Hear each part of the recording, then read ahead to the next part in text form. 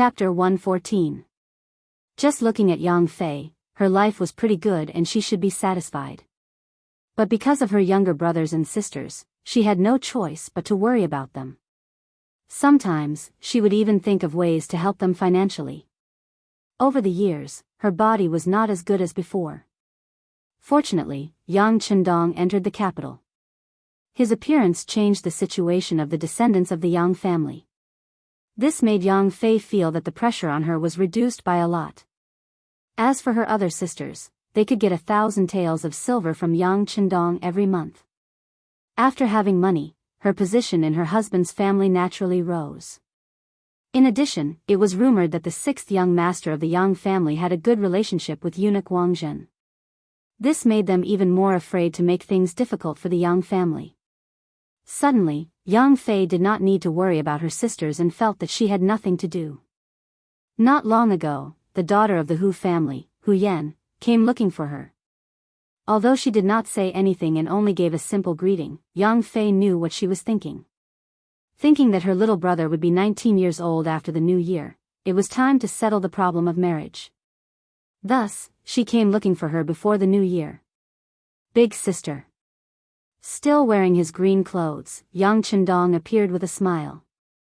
He did not know why, but in front of Yang Fei, he could always put down the burden on his body and become relaxed. Is big sister's body much better? I still have a few anti-inflammatory medicines here. When big sister leaves, bring them back. If you have any headache or fever, you can use them at your discretion.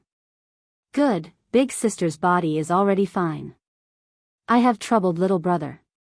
Yang Fei's face was full of smiles. Her eyes were filled with satisfaction and happiness.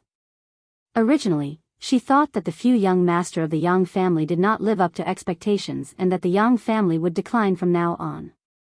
She never thought that Yang Chendong, who did not speak much when he was young, would suddenly change greatly after he grew up and become so talented. This was an unexpected surprise and also let Yang Fei see the hope of the Yang family rising again. Hee, you are my big sister. It is natural for little brother to care about you. Regarding Yang Chendong calling him little brother, this special title, not only did Yang Chendong not object, he even felt at ease. He felt that this was a kind of intimacy. Of course, if it was someone else who called him little brother, he would probably be the first to object. Even if his second brother called him little six, he would get angry. That's right, you still know that I'm your big sister? Since little brother is so concerned about big sister should also be concerned about little brother. Tell me, what do you think of the Hu family's Hu Yan?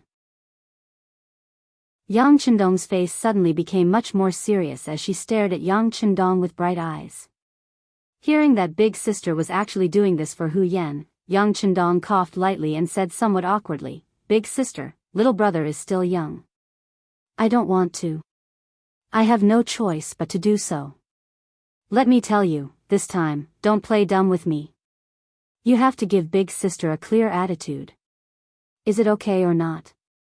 If it's okay, I will immediately send someone to the Hu family to propose marriage. If it's not okay, you have to tell them so that they don't get in the way." Yang Fei stared at Yang Chendong for an answer. The reason why she was so serious was probably because whenever she mentioned this matter in the past, Yang Chendong would change the topic, causing her to not know where the topic went every time. Today, she had made sufficient preparations. If she didn't get an answer, she definitely wouldn't give up. Big sister's eyes stared closely at Yang Chendong, causing him to feel even more awkward. For a moment, he didn't know what to say. He only scratched his head and said, "Little brother thinks that this matter really doesn't need to be too anxious." Yang Chendong, who had always been calm in the face of trouble and gave others the feeling that he was always successful and ignorant, was indeed at a loss like a child right now. This appearance directly caused Xiao Yin, who was beside him, to cover her mouth and laugh softly. Not only that, the two personal maids following behind Yang Fei also had smiles on their faces. Clearly, they also rarely saw the sixth young master, who had always been calm and collected, reveal such a childish appearance. Big sister Yang Chendong, on the other hand, couldn't help but sigh softly when she saw Yang Chendong in such a difficult position. Little brother, you might think that big sister is a little overbearing, but think about it. Hu Yan has always stayed in the word pavilion for you. Now, she will be 17 after the new year. During this time, who knows how many nobles have come to propose marriage, but they were all rejected. She is waiting for you. Then, even if you think that you are still young, you have to give her an explanation. You can't just wait bitterly like this. What is going on? She wanted Yang Qindong to be responsible for her. If he couldn't bear this responsibility, then he had to tell her and let her prepare early. At the very least, he couldn't delay her. Yang Qindong knew that Yang Fei's words were very reasonable. He immediately replied, "Yes, big sister is right. How about this? I will propose marriage to the Hu clan at the end of this year." Taking a deep breath, Yang Qindong made his decision. This wasn't just because Yang Qindong knew that Hu Yan liked him. In fact, he also liked this playful and cute girl very much. In addition, her background was the granddaughter of the Minister of Rights, Hu Shao. She was definitely a descendant of a prestigious family. Marrying such a girl would also be helpful for him when he wanted to leave in the future.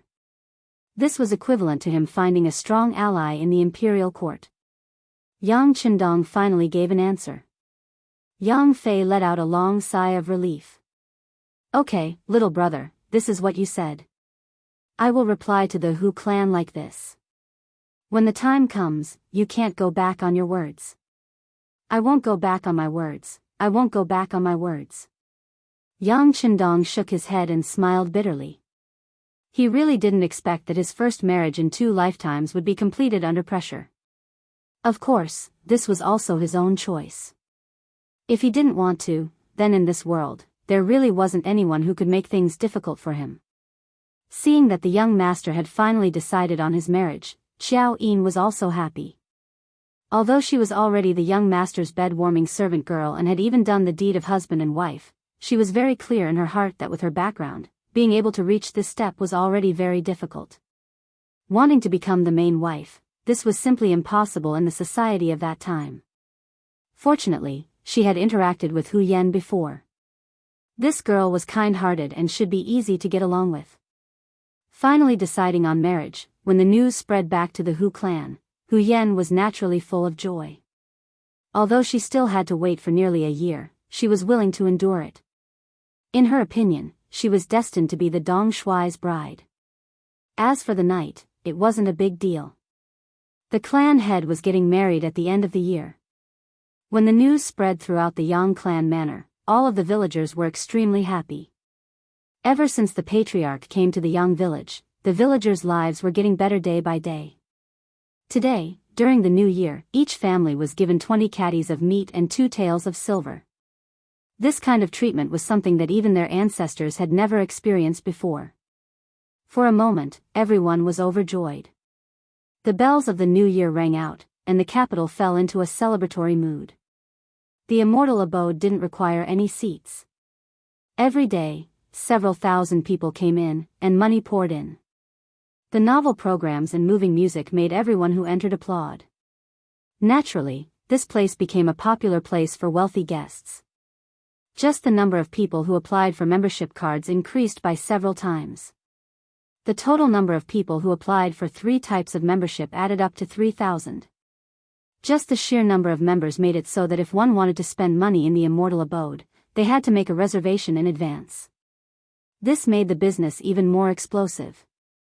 A large amount of money flowed into Yang Qindong's hands, causing others to gnash their teeth in anger. Some of the restaurants in the area and even some of the red light district's businesses were greatly affected. With new music to listen to, who would want to listen to old songs that had been memorized countless times?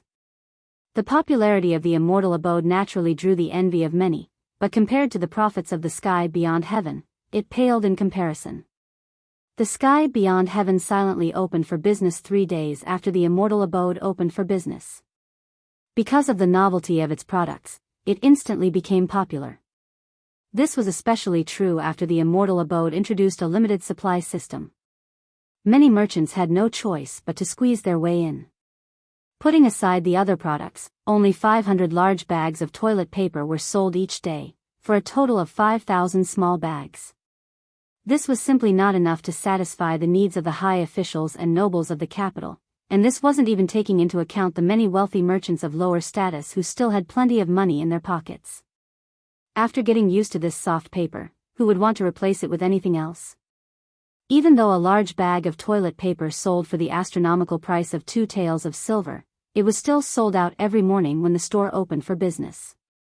Just this alone made a profit of 2,000 taels of silver, but in reality, even with the cost of transportation, it didn't even make 10 taels of silver. This was an almost invisible cost. Just the unremarkable toilet paper alone could make 2,000 taels of silver a day. That was more than 50,000 taels of silver a month. From this, one could see just how lucrative the profits were. There was also a perfume that no one had ever seen before. Not to mention anything else, just the beautiful glass bottle that was used to package the perfume was worth quite a lot. Only 100 bottles were sold every day, but each bottle was sold at a price of 50 taels. It was enough for the young ladies of the rich families to snatch it up in an instant. In this way, they could make another 100,000 taels of silver a month. There was no need to mention all these things one by one. The popularity of the sky beyond heaven was mainly due to the novelty of its products. Even when other merchants saw them, they felt as if they couldn't touch them. The limited supply of goods made it impossible for them to store large quantities of goods. What if they couldn't even meet the demand in the capital? How could they possibly sell these goods elsewhere? Businessmen were all profit-seeking. For their own interests, they had looked for Yang Fu more than once. This was the spokesperson of Dong Shui in the business world. They expressed that they hoped to get more goods. They even said that they did not care about the price, as long as there were goods for them to sell. After all, no matter how expensive it would still have to be sold at a higher price.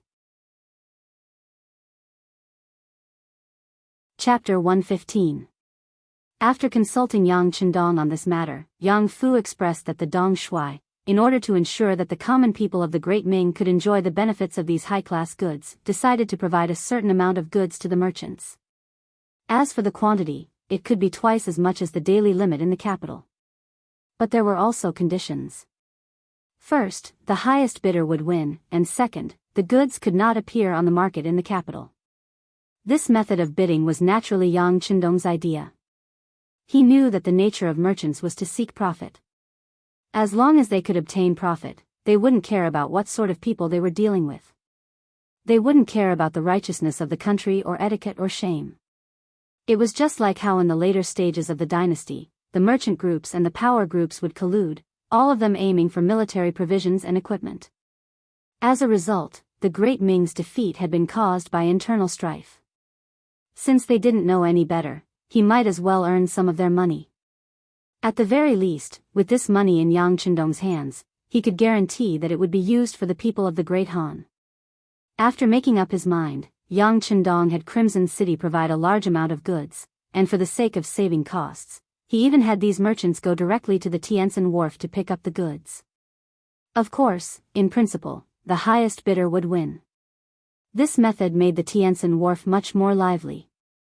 Many merchants gathered here, and whenever they obtained a batch of goods through bidding, they would immediately head south to sell them. For a moment, the goods of the Yang clan were spread all over the country.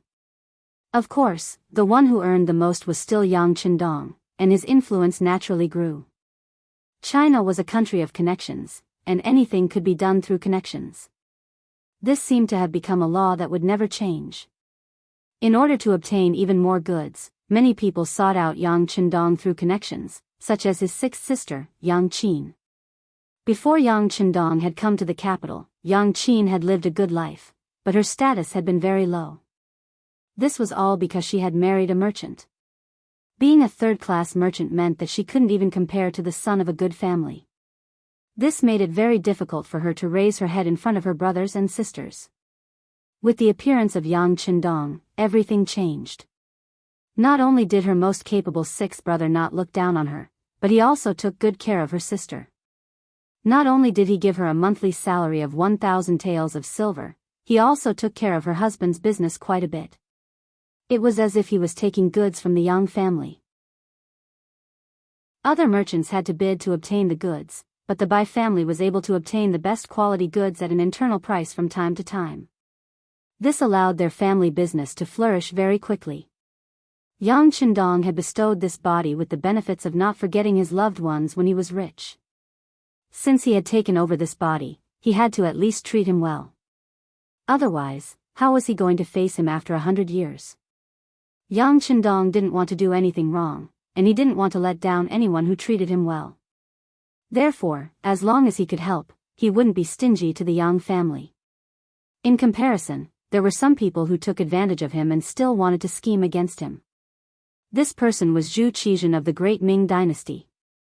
The popularity of the immortal abode and sky beyond heaven, especially the latter, which could be described as close to 10,000 taels of gold a day, deeply stimulated him, the current emperor. Looking at the annual income of his national treasury, which was only 4 to 5 million taels of silver, he heard that this number could be earned by Yang Qindong in 2 months.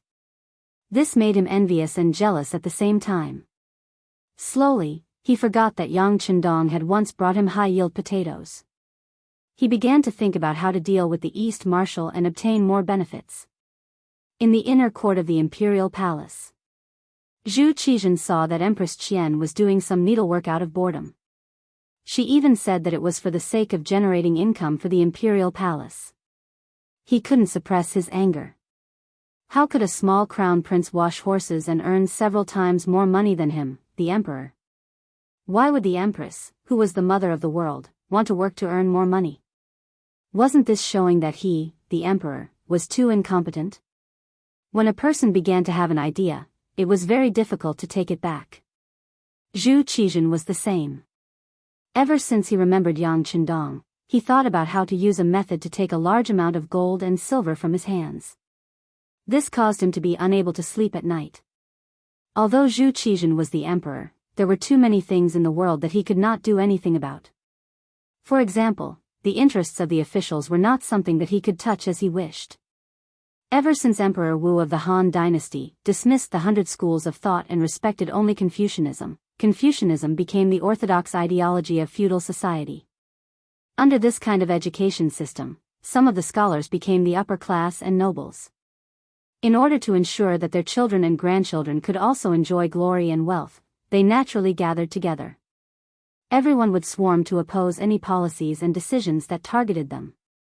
On the contrary, they would fully support any actions that were beneficial to them. As time passed, their power became greater and greater. Even if a dynasty was destroyed, these people could still change schools and continue their glory. One of the most classic examples was the Kong family. A dynasty's legacy was only 300 to 400 years. Even if it was the Xia, Shang, and Zhou dynasties, the strongest dynasty was only the Ji family's 800 years of history. However, a scholar's family was able to continue for 2,000 years. It had to be said that this was a miracle in the history of the world. This was an existence that Zhu Qizhen could not afford to offend. At least, if he wanted to touch these people, he needed a good reason. Yang Qindong was born in the Yang family and could be considered a descendant of a prestigious family. Now that he was a secondary class rank 5 official and was also a high scholar, if he wanted to touch him, he would not be able to convince everyone without a good reason. But what made Zhu Qizhen even more depressed was that his teacher, Wang Zhen, actually had a good personal relationship with Yang Qindong. Wang Zhen had spoken good words for Yang Qindong in front of him more than once. This made Ng Zong feel that if he told his teacher about his plan to deal with Yang Qindong, it would most likely not work. Since he could not tell anyone, Zhu Qizhen wanted to do it himself. Just as he was thinking of the best way to solve this problem, an opportunity came. His third sister, Princess Changde, was about to celebrate her 14th birthday. Princess Changde was the third daughter of the late Emperor Zhu Zhangji. She and Zhu Qizhen shared the same father and mother as each other and was often called the third princess. Because when she was just born, her father had passed away. Zhu Qizhen, as the older brother, had given his younger sister enough brotherly love. Because of this, she was unruly and willful from a young age, slowly becoming an existence that gave her older brother, the emperor, a headache. Every year, whenever it was Princess Changda's birthday, it was also a time for Zhu Qizhen to be troubled. This younger sister's temper was really bad. If there was anything that did not go her way, she would beat and scold them on the spot. When it was her birthday, it was even more so. If her wishes were not satisfied, not only would the eunuchs and palace maids suffer, even he would not be in a good mood. This once-a-year headache was coming again. While Zhu Qizhen was having a headache, he suddenly thought of Yang Qindong. Didn't you say that you were multi-talented? Didn't others say that you were omnipotent? That's good. This third princess birthday will be in your hands. If it was done well, then it would naturally be a matter of course. On the other hand, if it was not done well, then he would find a legitimate reason to do it. He did not ask for anything to be done to you. You only needed to take out some money and give it to Zhen. If this was the case, then the other ministers would not be able to do anything, right? Could it be that if you did a bad job, then there would be a problem if you just took out some money? With this thought in mind, Zhu Qizhen unexpectedly took the initiative to come to the third princess courtyard for the first time. This made the eunuchs and palace maids who passed by very surprised. They could not understand. What was wrong with the emperor today? Normally, he would not be able to avoid them. Why did he take the initiative to come forward today? Princess Changde was currently swinging on a swing in her courtyard. Several palace maids and eunuchs were still kneeling on the side, tears still flowing from their eyes. Clearly, it was because of the punishment they had just received. The reason for the punishment was even more speechless. It was because these eunuchs and palace maids did not follow her request to swing the swing to a certain height. And this height did not refer to the highest height, but to the exact height of 120 centimeters from the ground. Thinking about it, even if one used a ruler to measure, it would not be able to achieve such precision. But this was Princess Changde's request. If they could not satisfy her request, then they could only be punished. Zhu Qizhen's sudden appearance caused the eunuchs and palace maids in the courtyard to be shocked. At the same time, they all knelt on the ground and shouted, "Long live the emperor!" A figure quickly rushed out from the crowd and arrived in front of Yingzong. She excitedly shouted, "Imperial brother, how come you have time to come see your younger sister today?" Seeing the third princess rushing over, because she ran too fast, she almost fell to the ground. Yingzong instinctively wanted to dodge. This kind of thing had happened countless times. Once Princess Changde fell to the ground, there would be a burst of howling and crying. As the emperor, if he did not bleed, then there would be no way to stop it. After instinctively taking a step back, Yang Qindong's figure suddenly appeared in Zhu Qizhen's mind. Zhu Qizhen's footsteps naturally came to a stop, and he immediately pulled Princess Changde into a tight embrace. Princess Changde hugged Zhu Qizhen tightly and said coquettishly, "Imperial brother, your younger sister is about to turn 14. I know. This time, we came precisely because of Changde's matter. This time, we plan to have Yang Qindong hold a birthday banquet for you. What do you think?" Zhu Qizhen's face was full of smiles as he probed. "Dong Shui. I've heard of him. Your younger sister has also been to that immortal abode. It's really not bad." A trace of reminiscence appeared in Princess Changde's eyes. She then said happily, "Imperial brother, are you planning to reserve the entire immortal abode?" "Of course not." Zhu Qizhen shook his head. Reserving the entire immortal abode for a princess birthday? He would not do such a foolish thing. Those imperial censors would definitely stand up and criticize him. Moreover, that was Yang Qindong's home ground. If he wanted to cause trouble, it would be difficult for him to do so. This was not in line with his original intentions. Chapter 116. Seeing Zhu Qizhen shake his head, Princess Changde was clearly displeased. "If I don't go to the immortal abode, do I have to celebrate my birthday in the palace as usual? That would be too boring." "Who says that it's boring in the palace? In our opinion, whose idea is more important?" Everyone says that Yang Chendong is brimming with talent. If he's the one planning it, it'll be just as exciting, right? Of course, if he doesn't do his best, we'll punish him for his crimes. How about that? Zhu Qizhen laughed heartily, delighted at the good excuse he'd found. Princess Shangda's expression also softened. Good, good. Imperial brother still loves me dearly. Then let's have him do this. I'd like to see just how he'll make this princess happy. A beautiful smile appeared on her face that was still too young and tender. Princess Shangda was the third princess. She was still very pretty. After all, how could someone who'd managed to become the imperial concubine be lacking in looks? Her children would naturally be handsome and beautiful. However, her temper wasn't too good. She was a bit too domineering. The information about the third princess was quickly sent to the study of the Yang manor and placed on Yang Chendong's desk. This was news sent by Mao Mu. With a large amount of money and his status as a eunuch, Mao Mu already had his own influence in the palace. As for the emperor's sudden appearance in the third princess palace, it naturally didn't escape his eyes. You're going to punish the young master for his crimes? Yang Chendong couldn't help but laugh when he saw the detailed records, including every word Zhu Qizhen had said. Truly, accompanying the monarch was like accompanying a tiger. He'd contributed a high-yield crop like potatoes in exchange for a minor fifth-rank official position. Yang Chendong didn't say anything in response. He'd never intended to stand in the great Ming dynasty's imperial court in the first place. But not only did you not give me a reward, you actually coveted everything I've obtained and wanted to scheme against me. That's a bit too much. Yang Chendong's face showed a trace of anger, which made him very uncomfortable. Presumably, no one would feel good being stared at by the emperor.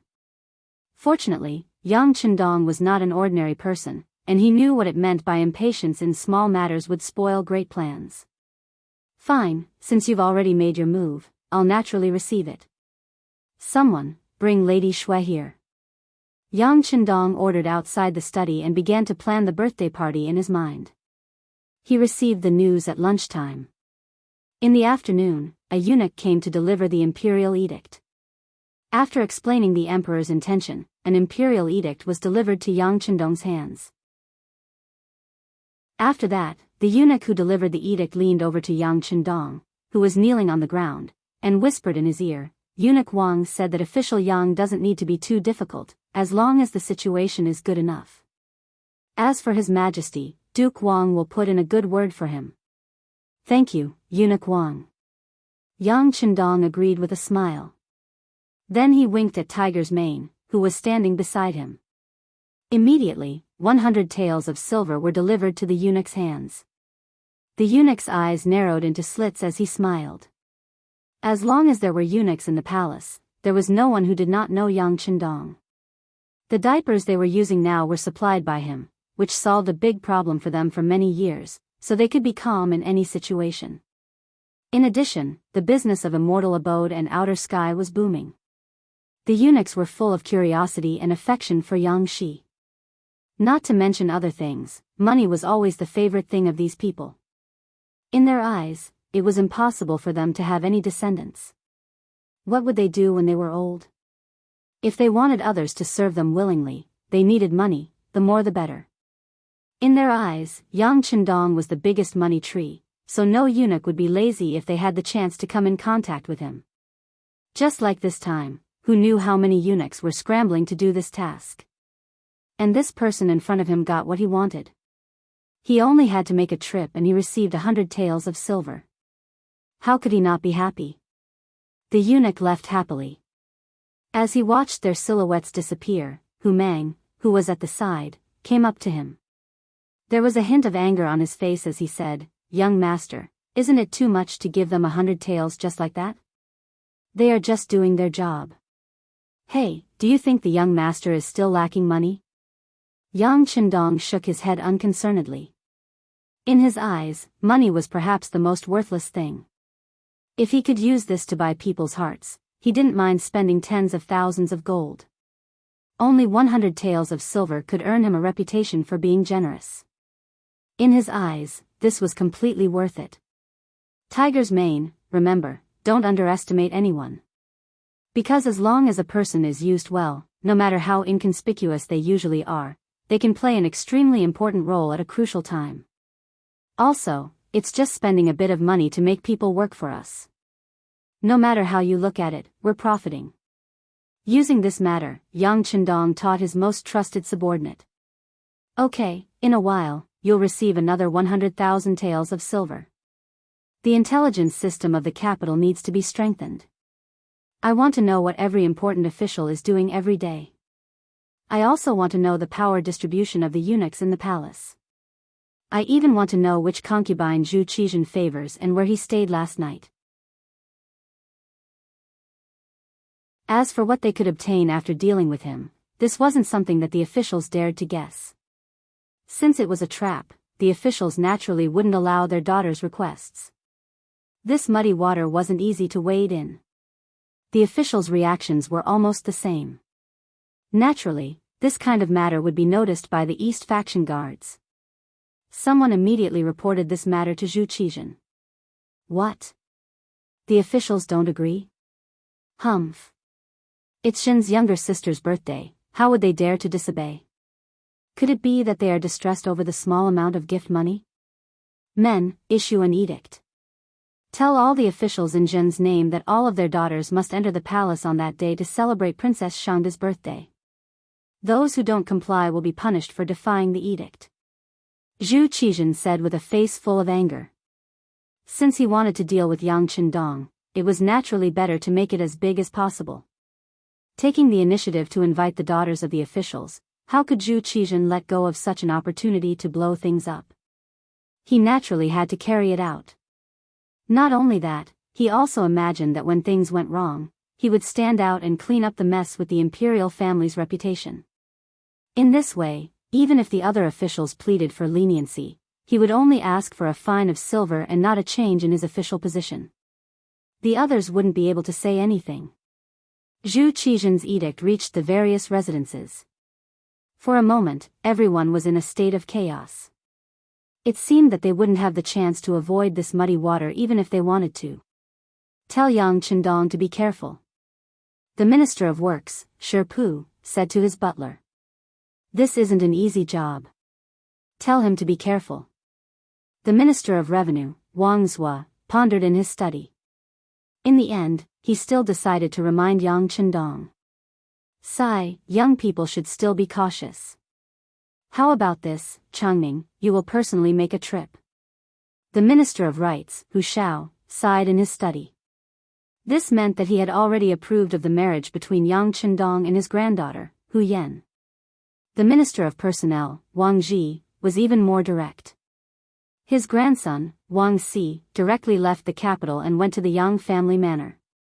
The four ministers, as well as the assistant ministers and officials below the third rank, had sent people to remind Yang Chendong in various ways. They had also more or less received benefits from Yang Chendong in various aspects. If they were officials who had some friendship with Yang Chendong in the past, they would not be able to do anything. Chapter 117. This was the so-called aristocratic group. When something happened, it was natural for them to band together. Regardless of whether it was to help each other or because they were intimately interdependent, at least 1/3 of the officials in the capital participated in this matter and issued a kind warning to Yang Chendong. This time, even Wang Jin sent a eunuch to warn him. He even personally sent Mao Mu, the eunuch of the ceremony supervisor, to the Yang family manor. Dong Shui, eunuch Wang said that this time, the emperor is really angry and will definitely teach you a lesson. No matter how good the third princess birthday banquet is, he will still express his dissatisfaction. Mao Mu looked carefully at Yang Chendong. Because of Yang Chendong, Mao Mu was no longer the eunuch who was looked down upon by others. He had his own power and had a group of followers and a certain amount of power in the entire palace. Humans were like this. Before they had power, they might be able to live a peaceful life. But once they had power, they would only seek greater things and be more afraid of losing them. Mao Mu knew very well in his heart that he could be where he was today because of who gave him everything. He also knew that everything he had now was completely within the power of this person to take back. Because of this, his respect for Yang Qindong came from the bottom of his heart. It was the loyalty of a servant to his master. Knowing that his situation had long been tied to Dong Shuai's, Mao Mu spoke with a bit of caution and anxiety. When he spoke, he naturally considered it from Dong Shuai's point of view. Yang Qindong could sense Mao Mu's worry and anxiety, which made him feel very gratified. At the same time, he stepped forward and patted Mao Mu's shoulder. This young master knows all that you have said. But since it has already happened, what we need to think about now is how to change the situation and not escape from it. Do you understand? How about this, I'll help you with something. Yang Qindong smiled. At this moment, he was as confident as a general who commanded thousands of troops before a great war. As the third princess' birthday approached, the atmosphere in the entire imperial palace seemed to have become much more tense. However, unlike the others, Princess Changde, who was the protagonist, did not feel it at all. Instead, her face was filled with anticipation, looking forward to what kind of surprise Dong Shuai would bring her. Third princess, a eunuch called Mao Mu is looking for you. He said that the East Marshal has something important to discuss with you. You see.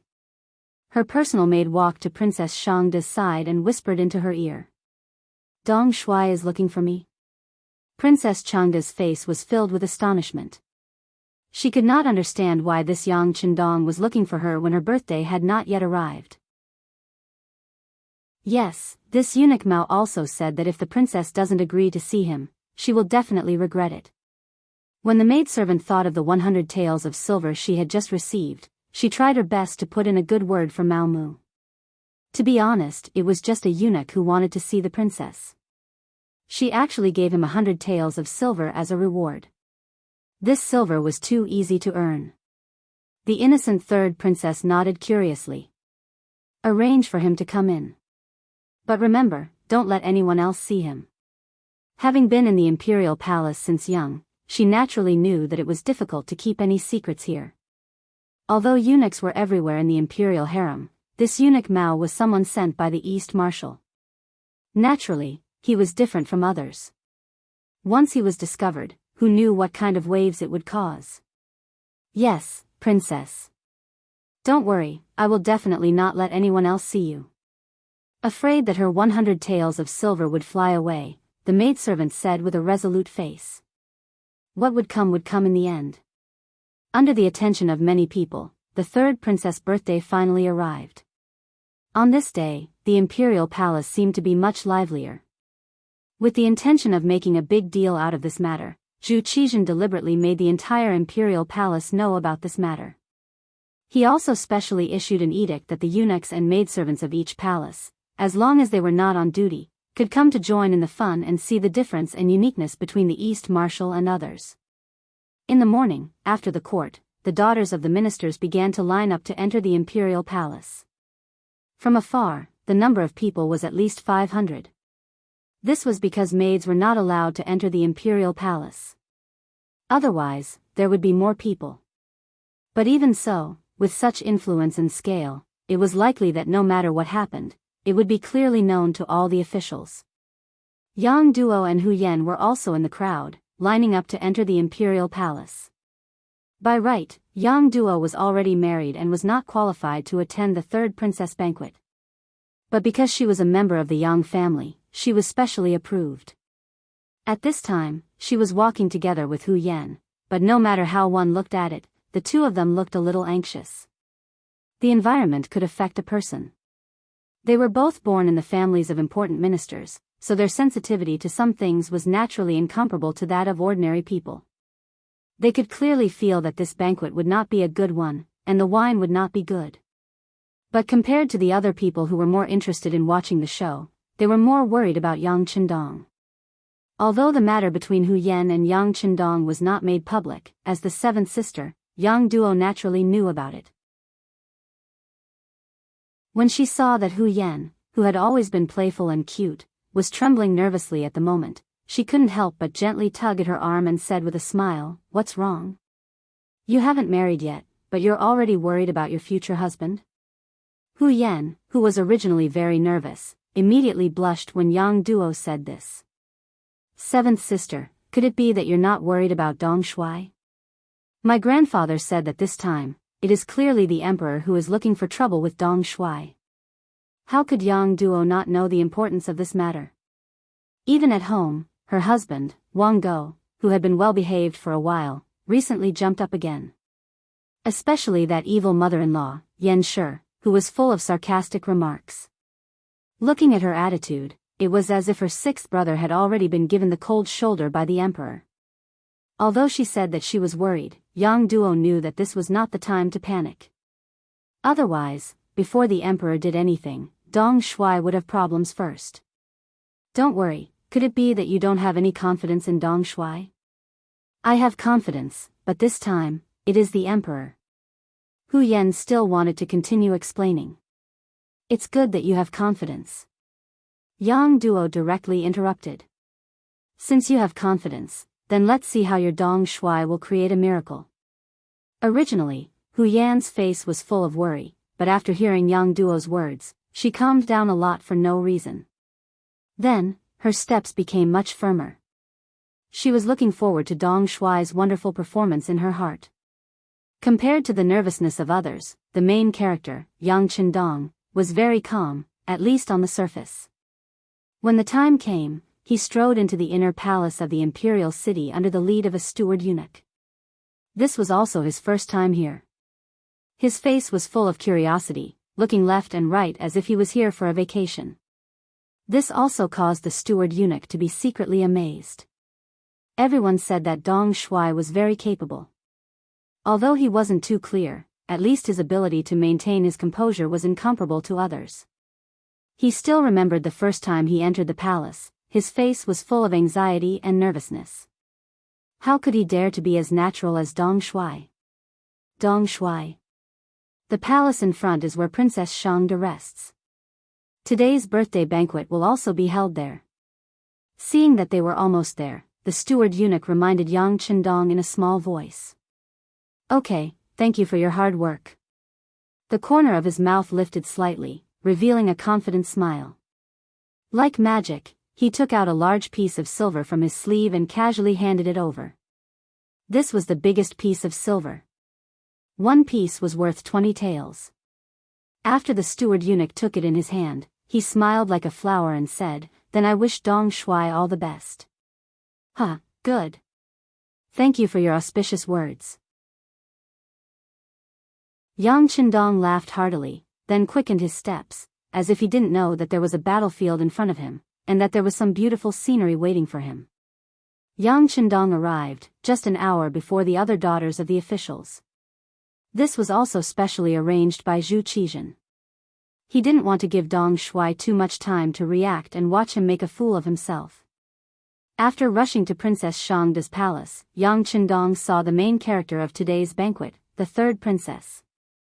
When the gorgeously dressed third princess saw Yang Qindong, her face revealed an unnoticeable smile, then she went forward to greet him generously, giving others the feeling that it was the first time they had met. In fact, this was also the first time the two of them had officially met, but in private, they had been friends for a long time. Yang Qindong greets Princess Shangda. Long live the princess. After saying this, Yang Qindong was about to kneel on the ground. Instead, it was the third princess who stepped forward and said, Yang Shima, you don't have to be so polite. You still have to work hard today. Yang Qindong, who didn't kneel, raised his head to look carefully at the third princess.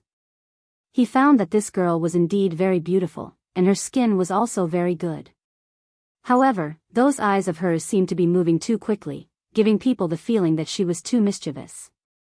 Thinking that this was only a girl who had just turned 14 years old, and that playfulness was in her nature, Yang Qindong didn't want to dwell on this matter. Instead, he lowered his head and replied respectfully, in reply to the princess, It's not hard for this official to work for His Majesty and the princess. Oh right, in a while, this official will arrange for some people and things to be brought into the palace. I hope the princess can make things convenient. Of course. This princess has already made the arrangements. Yang Shima, please rest assured. The third princess smiled and nodded in agreement. Since everything was left to Yang Chendong to arrange, then of course the people and things he prepared would be brought into the palace. Otherwise, what kind of tricks could a man like him come up with?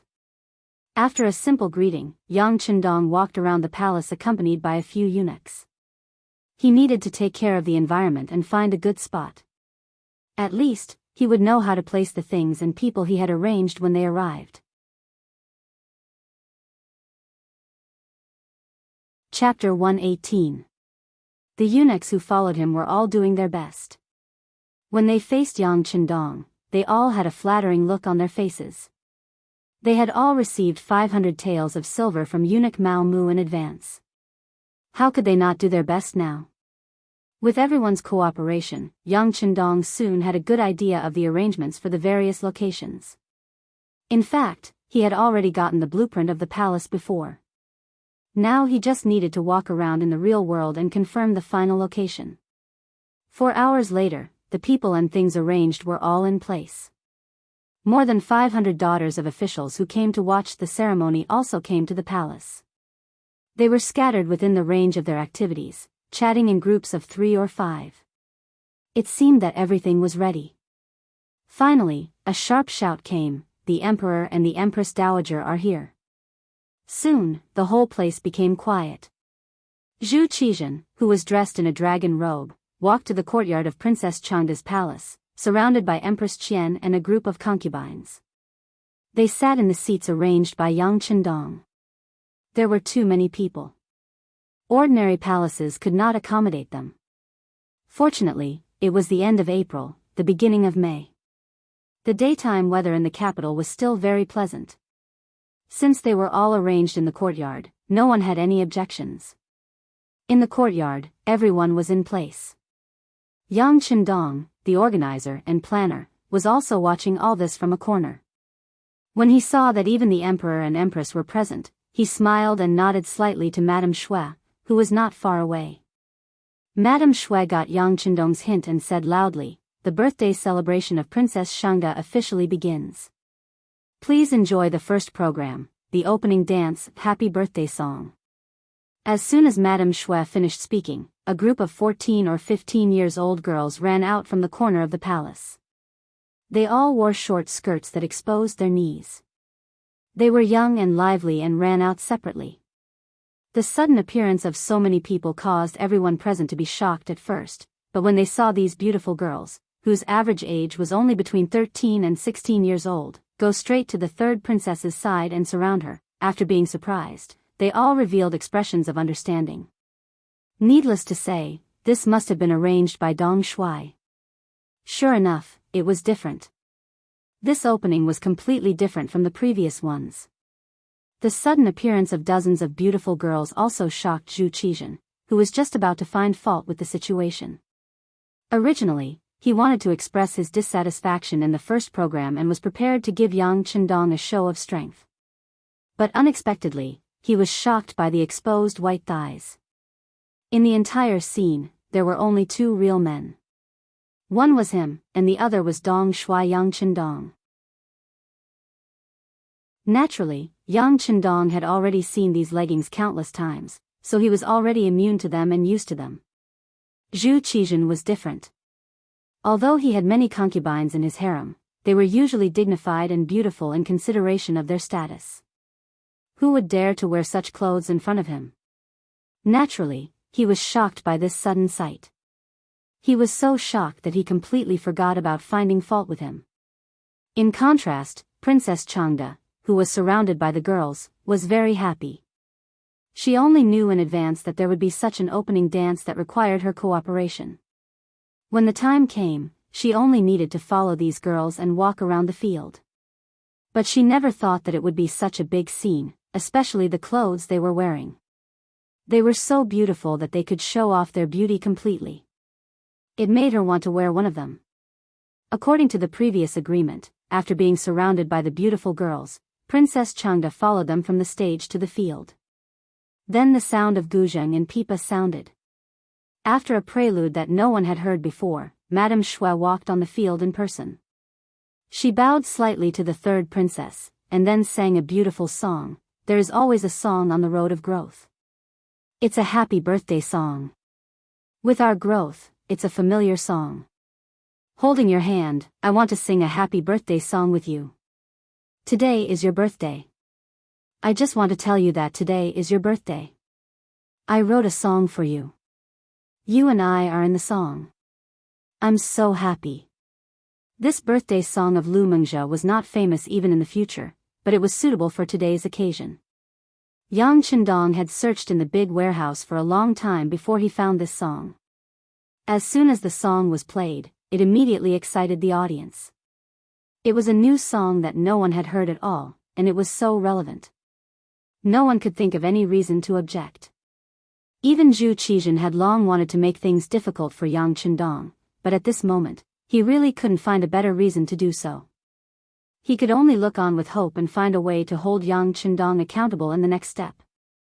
From his investigation of Yang Qindong, he had come to the conclusion that although he was very good at composing songs, especially new ones, they were usually inspirational and emotional. However, it was clear that this kind of song was not suitable for the occasion of the princess' birthday. When the time came, Zhu Qizhen would be able to find a reason to punish Yang Qindong. The happy birthday song ended with the accompaniment of the girls. Following that, a different kind of music began to play.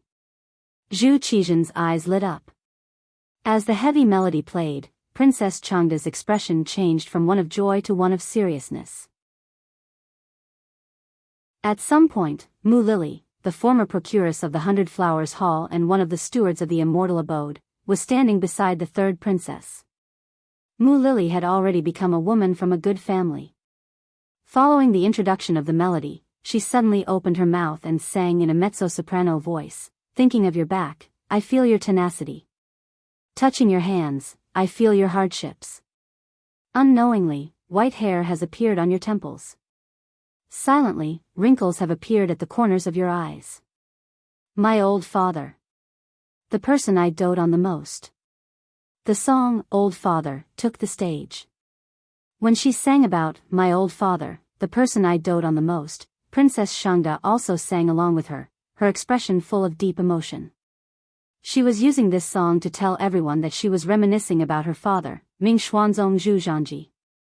Originally, this kind of song was more suitable for a man to sing. For example, Yang Qindong, who had been controlling everything from the shadows, was an extremely suitable person.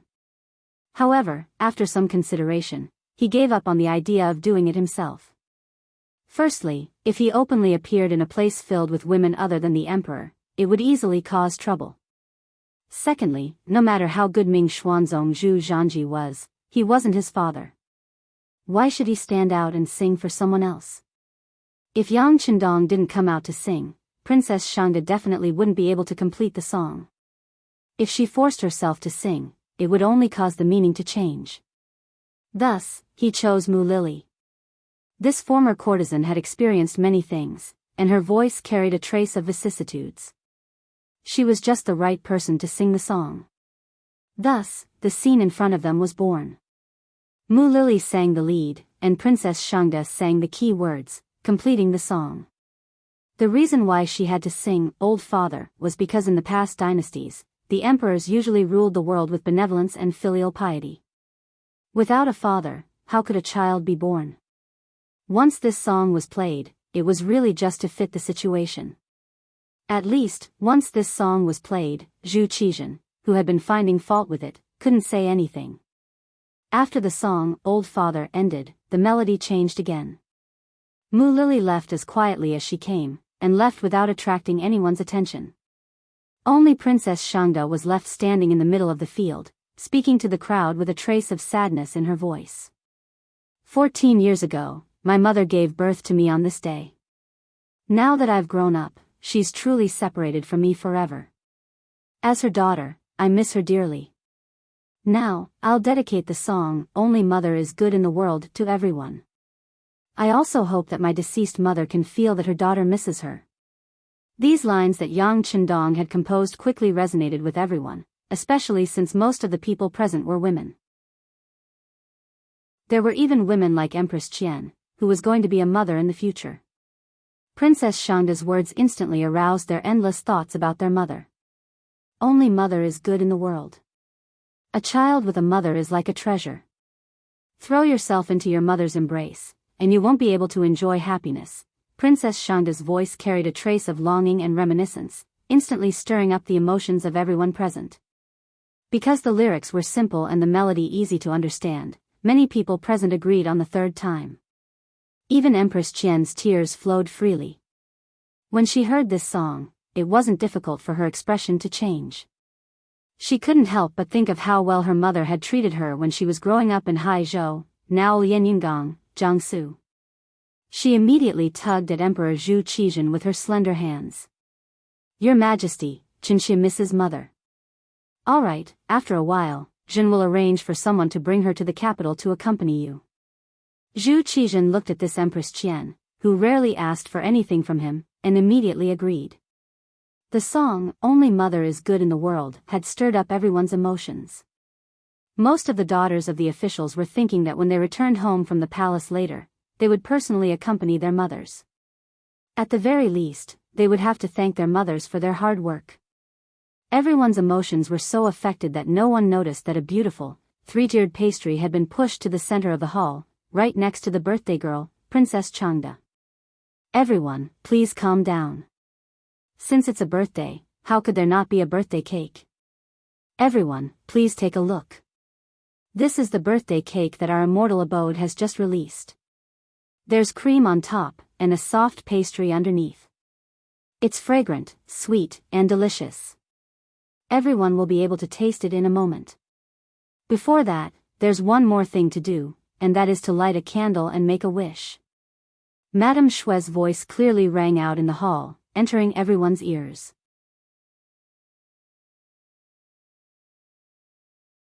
Chapter 119. Lighting candles to make a wish? What does that mean? A minister's daughter, who had a loose tongue, was puzzled. In fact, not only her, but many people were not very clear about this kind of new birthday ceremony. Madame Shui smiled. Before they came, the sixth young master had told her the story. Now she was full of confidence and said, it is said that in the world of immortals, people there worship the goddess of the moon, Chang'e. Every year, they hold a birthday celebration for her. At the banquet, cakes made of flour and honey were placed on the cake with many lit candles. They compared the light from the candles to the moonlight to show their special worship for the goddess of the moon. Later, when the immortals celebrated their children's birthdays, they also liked to put cakes on the table with many small lit candles on the cake. They also added the part of blowing out the candles. They believed that the burning candles had some kind of mysterious power. When people on their birthdays made a wish in their hearts, they could blow out all the candles in one breath to fulfill their wish. In the story, Artemis was replaced by Chang'e, which was naturally Yang Qindong's intention. He wanted the most mainstream culture in the world to be Han culture in the future. Even when talking about immortals, it should be mainly Han immortals.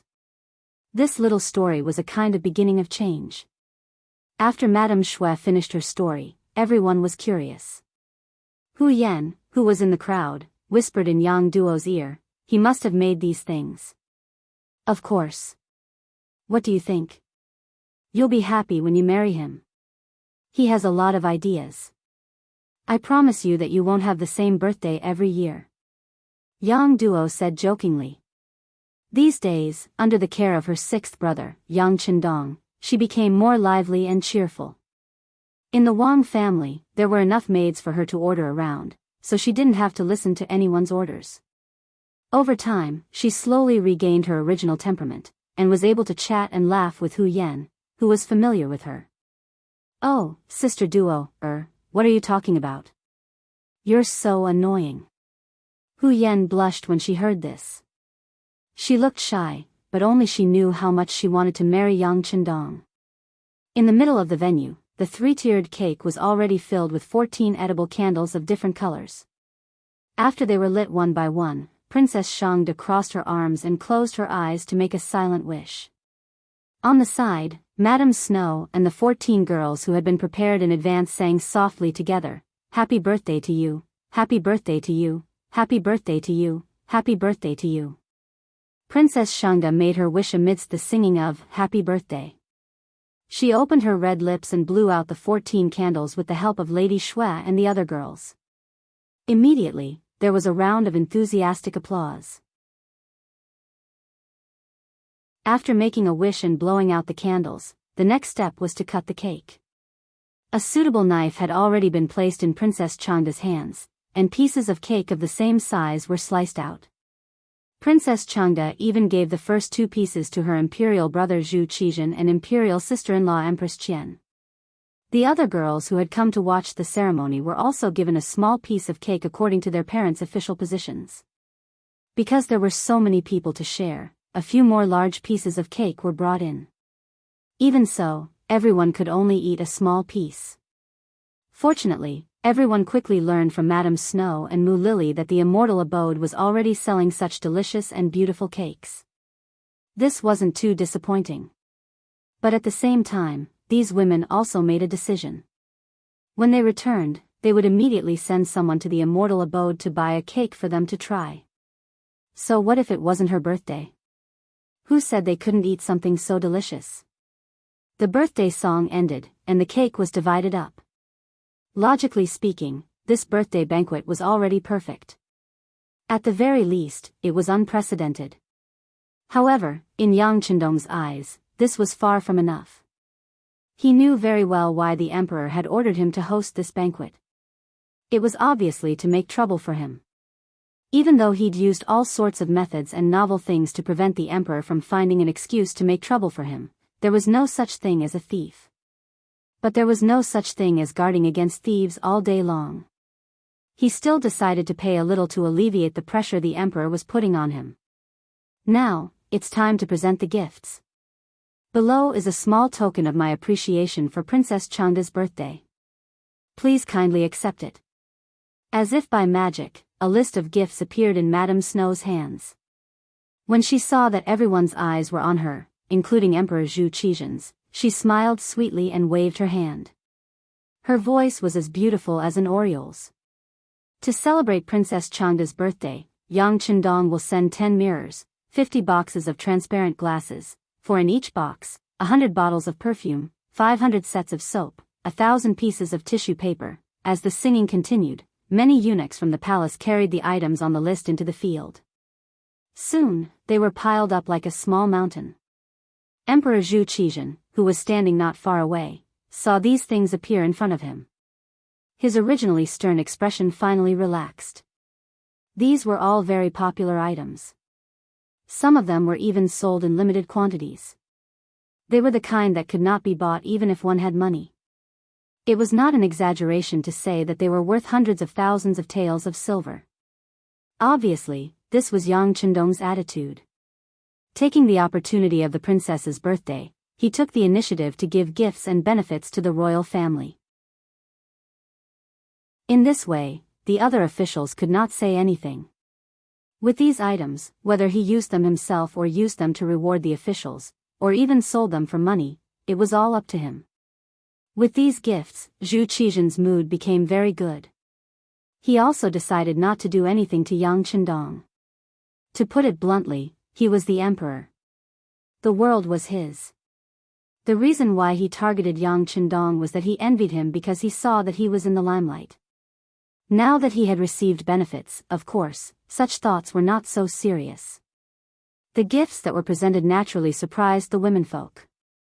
All of them widened their eyes and looked at the birthday girl, Princess Changda, with envy and jealousy. But at this time, as the star of today's ceremony, Princess Changda's eyes were fixed on a small and beautiful box that was not much bigger than a palm. It was a box with a delicate doll on the top. When the switch was flipped, the doll on the box began to rotate and move its limbs, and a song similar to the birthday song slowly sounded. To put it bluntly, this was a very common birthday music box in the future. The market price was only a dozen yuan. However, at this moment, it was undoubtedly the rarest and most precious gift that had appeared here. As soon as the box appeared, especially the function of automatically playing music, it immediately attracted everyone's attention. All the womenfolk looked at the box with admiration and amazement, and there was a strong desire in their eyes. What's this? How can it be so delicate and beautiful? Some women in the crowd could not help but exclaim. Thinking that it was a gift from Dong Shuai, they hurriedly asked Madame Shui, who was holding the gift list. Madame Shui was in the limelight today. Although she used to be a top courtesan, in the eyes of many people, she was still a lowly existence. Especially in the eyes of these women, she was easily labeled as a vixen, a seductress, or a whore. She might have some reputation in her own home, but when she stood next to the daughters of these officials and dignitaries, she would be hated by everyone. Even in her dreams, Madame Shui had never imagined that one day she would be surrounded by so many nobles. Not only did these women not hate her, they even fought to talk to her.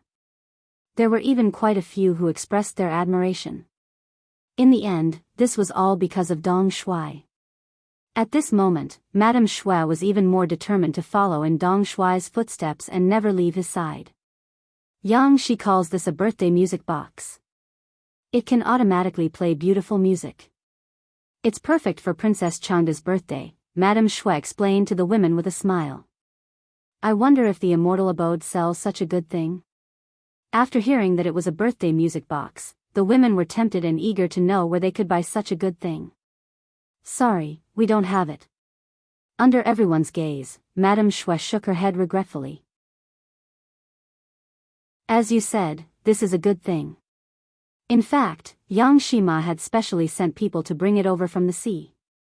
Just for this item, he had spent a total of 30,000 taels of silver. Moreover, this was a priceless item. Our great Ming dynasty only has one. Ah. It's so expensive. It's a little expensive, but compared to its effects, it's not that excessive. Aya, when will a man give me such a thing on my birthday?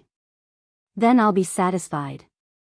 That's, she's willing to give herself to him, isn't that right? This girl is in love. Ha ha ha. Suddenly, all kinds of voices came from the crowd. For a moment, some people even laughed and played together. In the crowd, Hu Yan happened to hear Madame Shui's words. A trace of disappointment flashed across her face. When she saw the birthday music box, she fell in love with it. She was wondering if she could get such a thing on her birthday. But when she heard that there was only one in the entire Great Ming dynasty, she knew that she was dreaming too much.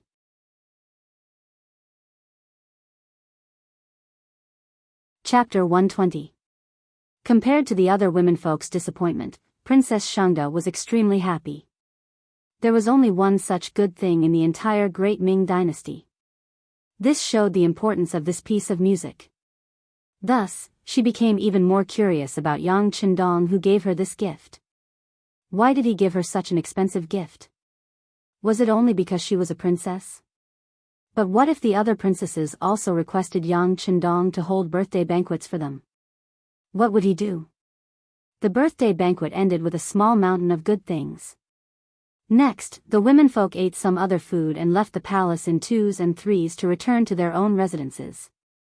Hu Yan also took a carriage back to the Hu residence. As soon as she entered, the servant girl Xiaoqing greeted her with a mysterious expression. Miss, quickly go back to your room and take a look. The East Marshal has given you a big box. Big box? The East Marshal gave it to me. Hearing this, Hu Yan couldn't help but quicken her pace and trot back to her room. Then, she opened the box with curiosity and excitement. The first thing she saw was a birthday music box that was even bigger than the one Princess Changda received. On top of the box was a merry-go-round. After the switch was turned, the beautiful melody of a birthday song immediately sounded. Hu Yan was so happy that she couldn't bear to put it down. Miss, what is this? It can actually make its own sound, and it's so exquisite. Xiaoqing's voice suddenly sounded behind her. Hu Yan was so frightened that she turned around and covered her mouth. She clearly remembered what Madame Shui had said about this being the only one in the entire Great Ming dynasty. Now, there was an even better birthday music box in her hands. Didn't Yang Qindong commit the crime of deceiving the emperor? Xiaoqing, forget everything you saw just now. No matter who asks, you can't say that you've seen such a thing. Do you understand? Hu Yan said very seriously. Xiaoqing was confused. In all her life, this was the first time she had seen her miss speak to her so seriously. After instructing Xiaoqing not to talk nonsense, Hu Yan carried the beautiful music box to the bedside. She opened the quilt and dove in.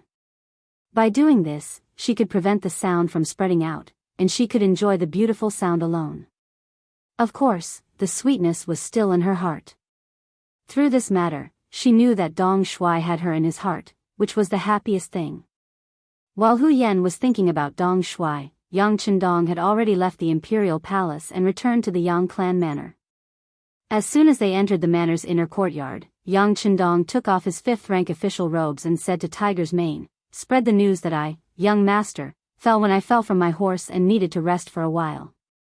"Ah. Young master, did you really fall somewhere?" Tiger's Mane was shocked when he heard the news. He looked closely at Yang Chendong. "You were with him the whole way. When did you see the young master fall off his horse?" "This is just a way to get some peace and quiet." Yang Chendong smiled bitterly and shook his head. But he also knew that it was because Tiger's Mane was too concerned about him that he lost his basic judgment. Oh. Tiger's Mane smiled foolishly and scratched his head. He nodded and turned to go about his business. Not long after, many people in the capital knew that the sixth young master of the Yang clan fell because he was riding too fast. This matter was passed to Wang Zhen through the brocade guard. He was surprised at first, then shook his head with a smile. "He's avoiding trouble. This is also good. It's not a good thing to be too outstanding. It seems that we should let the emperor know." When Wang Zhen went to see Zhu Qizhen and told him about Yang Chendong falling off his horse, the young emperor quickly figured out the crux of the matter. He smiled and said, "It seems that we are too concerned about Yang Chendong. This kind of concern is too much for him to bear. Forget it. Since it's like this, arrange for an imperial physician to take a look. Tell him that we will allow him to rest for a period of time." After holding a birthday banquet and sending gifts, Yang Chendong finally got rid of Zhu Qizhen's concern and was able to take a breather. He wanted to rest well and do what he wanted to do, but the situation did not allow it. In the 14th year of Jingtong, Yes Hen, the leader of the Mongolian Wara tribe, sent his younger brother to the capital of the Great Ming dynasty as an envoy. On the surface, it was to pay tribute, but in reality, it was to ask for something. When it came to the Walla, there was one person that could not be avoided. He was the leader of the Walla, Yes Hen. In the 3rd year of Jingtong, the escaped Atai Khan was captured and killed by Tua Huan. The Mongolian plateau was reunited in the hands of the Walla. At this point, Tua Huan laid the foundation for his son, Yes Hen. After Tua Huan passed away, Yes Hen succeeded the throne. After Yes Hen succeeded the throne, he called himself the imperial tutor, King Huai. All the tribes of the Walla submitted to Yes Hen.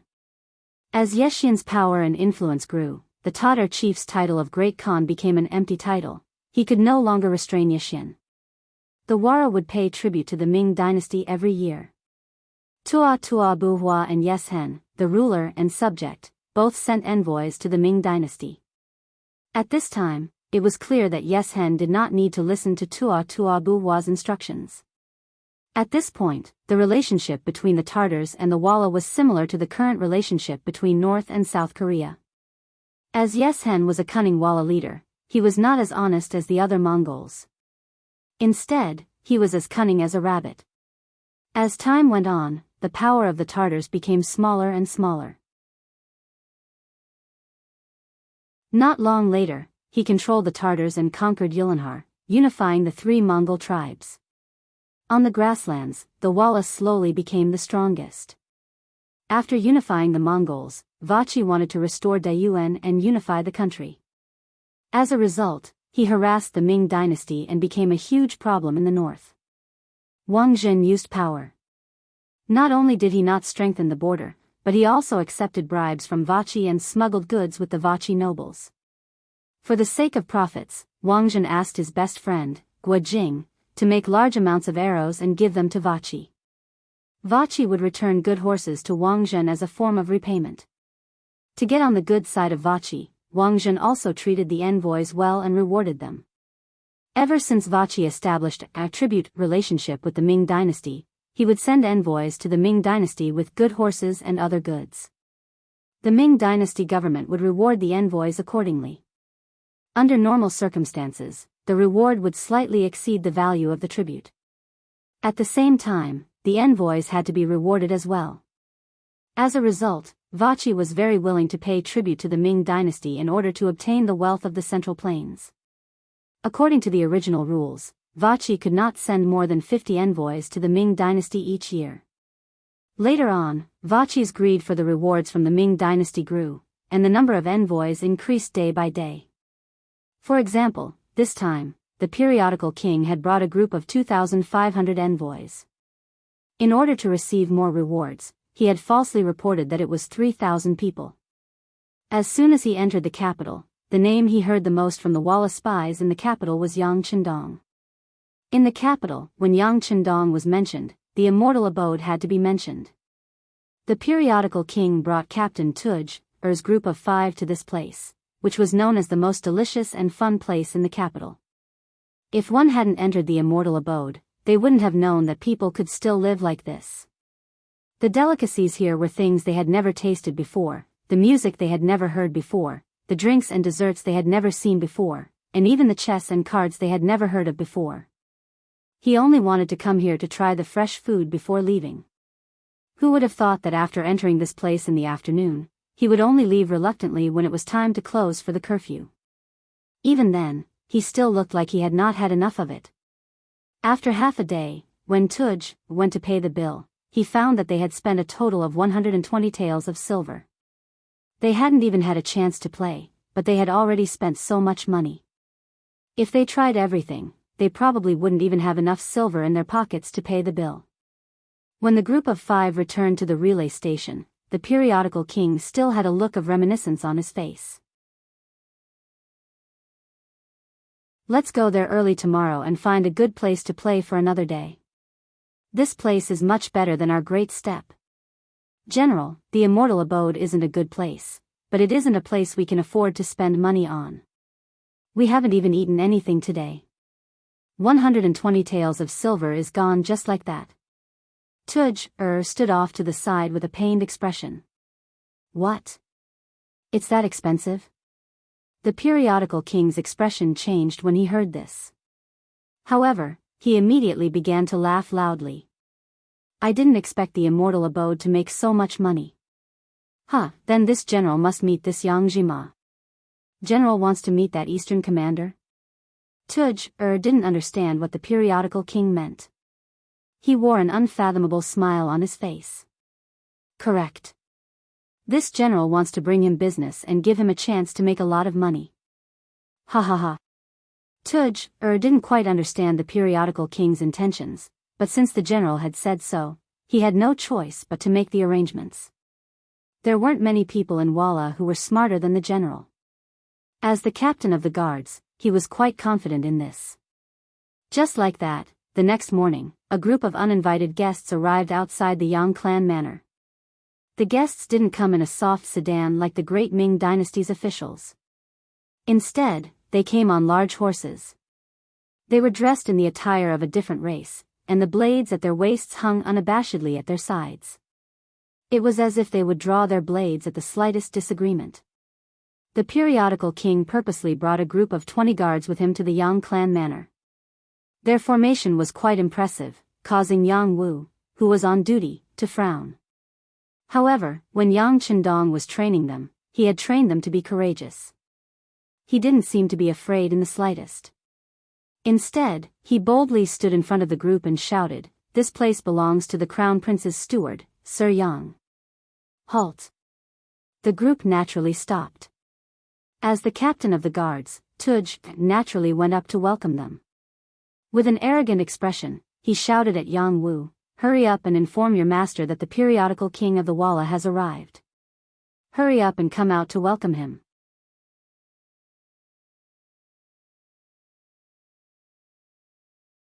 Chapter 121. So the general has come to visit. Please wait for a moment and let my master know. Yang Wu cupped his fist and said politely.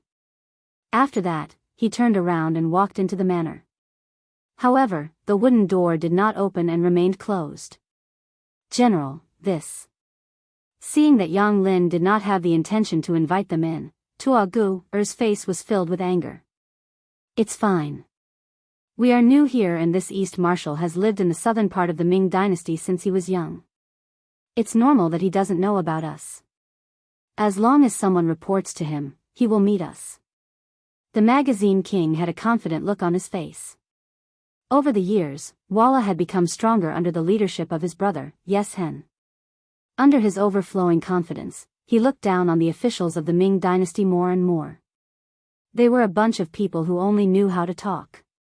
What kind of ability could they have? Moreover, the person he was going to face was only a fifth-rank official. He really did not care about him. Yang Wu came to the inner courtyard of the Yang Manor and told the young master, Yang Chendong, about the magazine king's visit. Then, he stood respectfully at the side and waited. Walla's people? Yang Chendong laughed. He knew about the changes in the Tumu castle from history. Naturally, he had to know about Walla. After knowing that it was the magazine king who came, he did not have the slightest intention of meeting him. They were about to become opponents. If he were to get close to him, it would be hard to avoid attention. This was not what he wanted. Tiger's mane, go and send them away. You should know what to do. Since becoming the head of the security bureau, Tiger's mane had a clearer understanding of the outside world. He was very clear about what kind of power Walla had and what kind of people they were. He was also very clear about the attitude of the imperial court towards them. Now that Yang Chendong said this, he immediately understood and nodded. Young master, don't worry. Leave everything to me. After making his promise to Yang Chendong, Tiger's mane and Yang Wu walked out of the inner courtyard of the Yang residence while arranging for someone to report to the head of the eunuchs, Wang Zhen. No matter what, the other party had appeared as an emissary. If they didn't handle it well, it would be a diplomatic matter between the two countries. The matter might escalate, so they had to report it to the higher-ups. The staff of the security bureau quickly left the Yangjie village through a small path and headed straight for the capital. Tiger's mane and Yang Wu also walked to the outer gate and stood in front of the Walla emissary and his entourage. Greetings, Envoy Walla. Tiger's mane greeted politely as soon as he approached. As the second in command of Yang Chendong's organization, Tiger's mane naturally had the aura of a superior as time passed. When he came from afar, he had never seen Yang Chendong. He thought that the person who came was the main character of the competition. He was about to return the greeting, but when he heard that the other party was just a servant, his eyes flashed with anger. No matter what, he was Walla's general and the younger brother of Chief Yeshen. This time, he had already condescended to come to the Yangjie village. If Yang Chendong didn't come out and only sent a servant, how could he keep his face? After Tiger's mane reported his identity, he didn't look at the other party's ugly expression and said directly, Envoy Walla, my lord was injured a few days ago when he was riding a horse. He is now recuperating in bed. It is really inconvenient for him to meet you. Please understand. Injured? That's good. There are too many warriors on the grassland who get injured while riding a horse. I have good medicine to treat injuries. Let me see if the East Marshal's injury is better. How could the tournament king not see that this was just an excuse? He wanted to expose it on the spot. Finding a reason to refuse the other party instead of directly refusing to meet him was giving the other party face. However, the tournament king didn't know when to back down. Tiger's mane's face changed slightly and said, This is not good. You are the envoy of Walla. My lord is an important official in the court. It's better not to meet in private to avoid unnecessary trouble. Tiger's mane repeatedly stopped him, but it angered the guard captain, Tugger. In his eyes, the general coming to the Yangjie village was giving enough face. Yang Chendong didn't want face, so he couldn't blame him for speaking rudely. Ha ha ha, it's really a joke. He is just an idle official. The crown prince of the Ming dynasty is still a baby. What's the use of washing horses? How can he become an important official? It's really funny to stick gold on his face like this. Tugger looked up to the sky and laughed, causing the guards following him to also laugh. Swoosh! A murderous aura rushed out with Jianghu as the center, and rushed forward at a rapid speed. He clenched his fists and glared angrily, as if he was going to start a massacre at any time. Stop! Tiger's mane was the first to feel the murderous aura. He quickly used a voice that only the two of them could hear to stop it. Someone dared to slander the young master. As a subordinate, of course, he was furious. However, the person in front of him wasn't a nobody. He was the envoy of Walla. If they were all killed here, the consequences would be far beyond what they could bear. Moreover, the matter had already been reported to Wang Zhen. Presumably, there would be people coming to the Yangzhe village soon. If they came and saw a ground full of corpses, they wouldn't be able to explain themselves even if they had 1,000 mouths. After stopping Yang Wu and telling him to stop, Hu Mang's expression darkened. Whether or not my lord is an important official of the court is not something a mere guard captain like you can judge. You don't have the qualifications to do so. Please pay attention to your words and actions. Don't provoke any displeasure because of a slip of the tongue. If there are any consequences because of this, I'm afraid you will have to bear it alone. However, I don't know if a small guard like you is able to bear it. He had just said that His Excellency was not an important official, and here he was being looked down upon as a guard. Tuogu immediately looked at Hu Mang with a face full of resentment. You look down on a guard like this, then you should be very capable, right? However, 1,000 words can't compare to a fight. I just don't know if you have the guts to do so. Tugger rolled up his sleeves, intentionally revealing his thick and strong arms. When he looked at Tiger's mane, he was eager to fight. As the guard captain of the competition king, he was naturally a person with outstanding skills. This was also what he was most proud of. Now that he was showing his strongest side, Tugger was full of confidence. He was even prepared to beat Tiger's mane up until he was looking for his teeth on the ground if he agreed. The Walla were a Mongolian people in the west. They grew up on horses, and fighting bravely was one of the ways they usually solved problems. The tall and sturdy Tugger intentionally revealed the muscles on his arms and looked at Tiger's mane provocatively. However, he didn't know that this performance made him look like a clown in the eyes of others. Tiger's mane and the first batch of Ling Feng were all taught by Yang Chendong. Unlike many other martial arts that were just for show, what he taught was more about killing people. In Yang Chendong's words, war has always been cruel. It won't take care of you just because you're on the side of justice. Similarly, it won't ignore your weakness because you're on the right side. In the end, a real war is about killing and being killed. How to protect yourself while killing is the most important thing. As for other things, they are just fleeting clouds. Under such guidance, Tiger's mane and the others were taught killing moves.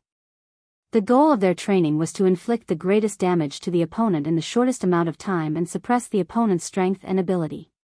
Tugger was just like this. Although he was tall and sturdy, he mostly relied on strength to fight. He was particular about defeating 10 people with strength. If this kind of person was to fight against a brute, he would have a huge advantage. However, when facing the agile Lang Feng members who knew the structure of the human body and knew the weaknesses of the human body, he was too far behind. If they really fought, the opponent only needed to reveal a small flaw, and Tiger's mane would strike with lightning speed and kill the opponent directly. In this way, Tugger's arrogance was like a clown in Tiger's mane's eyes. Naturally, he would ignore him. Tiger's mane's disregard, in Tugger's eyes, he thought that the other party was afraid. He laughed maniacally like a general who had already won the battle. When he thought that his momentum had shocked Tiger's mane and the others, he gave a look to his subordinates and prepared to break into the Yang family manner. Just when Tugger thought that he had the situation under control and wanted to perform well in front of his master, the tournament king, he suddenly heard the sound of horse hooves. Then, behind them, a group of about 50 iron cloak guards wearing flying suits approached from afar. The sudden appearance of the Ming dynasty's brocade guards forced Tugger, who was about to make a move, to stand still. He even intentionally glanced at General Wang beside him. "Don't be afraid. We didn't do anything wrong. Even if the Ming dynasty's emperor came, what can he do?" The tournament king said arrogantly. Just from this sentence, it could be seen that in Walla's bones, they clearly looked down on the Ming dynasty's army and even the Ming dynasty's ruler, Ming Yingzong Zhu Qizhen. Speaking of which, it wasn't that the Walla were arrogant. In fact, in this world, the strong were respected. Just like the Ming dynasty's emperor Qingzu's 5 expeditions to the Mongols, the Walla at that time were very respectful to the Ming dynasty. However, in these years, the Ming dynasty had changed 3 emperors and no longer fought with the Walla. As time passed, they forgot how powerful the Ming dynasty was. This was a good example of the saying, "Weak countries have no diplomacy." Tiger's mane had already seen through Tugger's arrogance and their intention to make a move. In order to ensure the young master's absolute safety, he had already made a gesture when no one was paying attention. No one knew that not far away, Yang Qindong's personal guard, Dao Xiao, had been paying attention to all the movements here. Even the safety of the Type 95 in their hands was unlocked and a silencer was installed.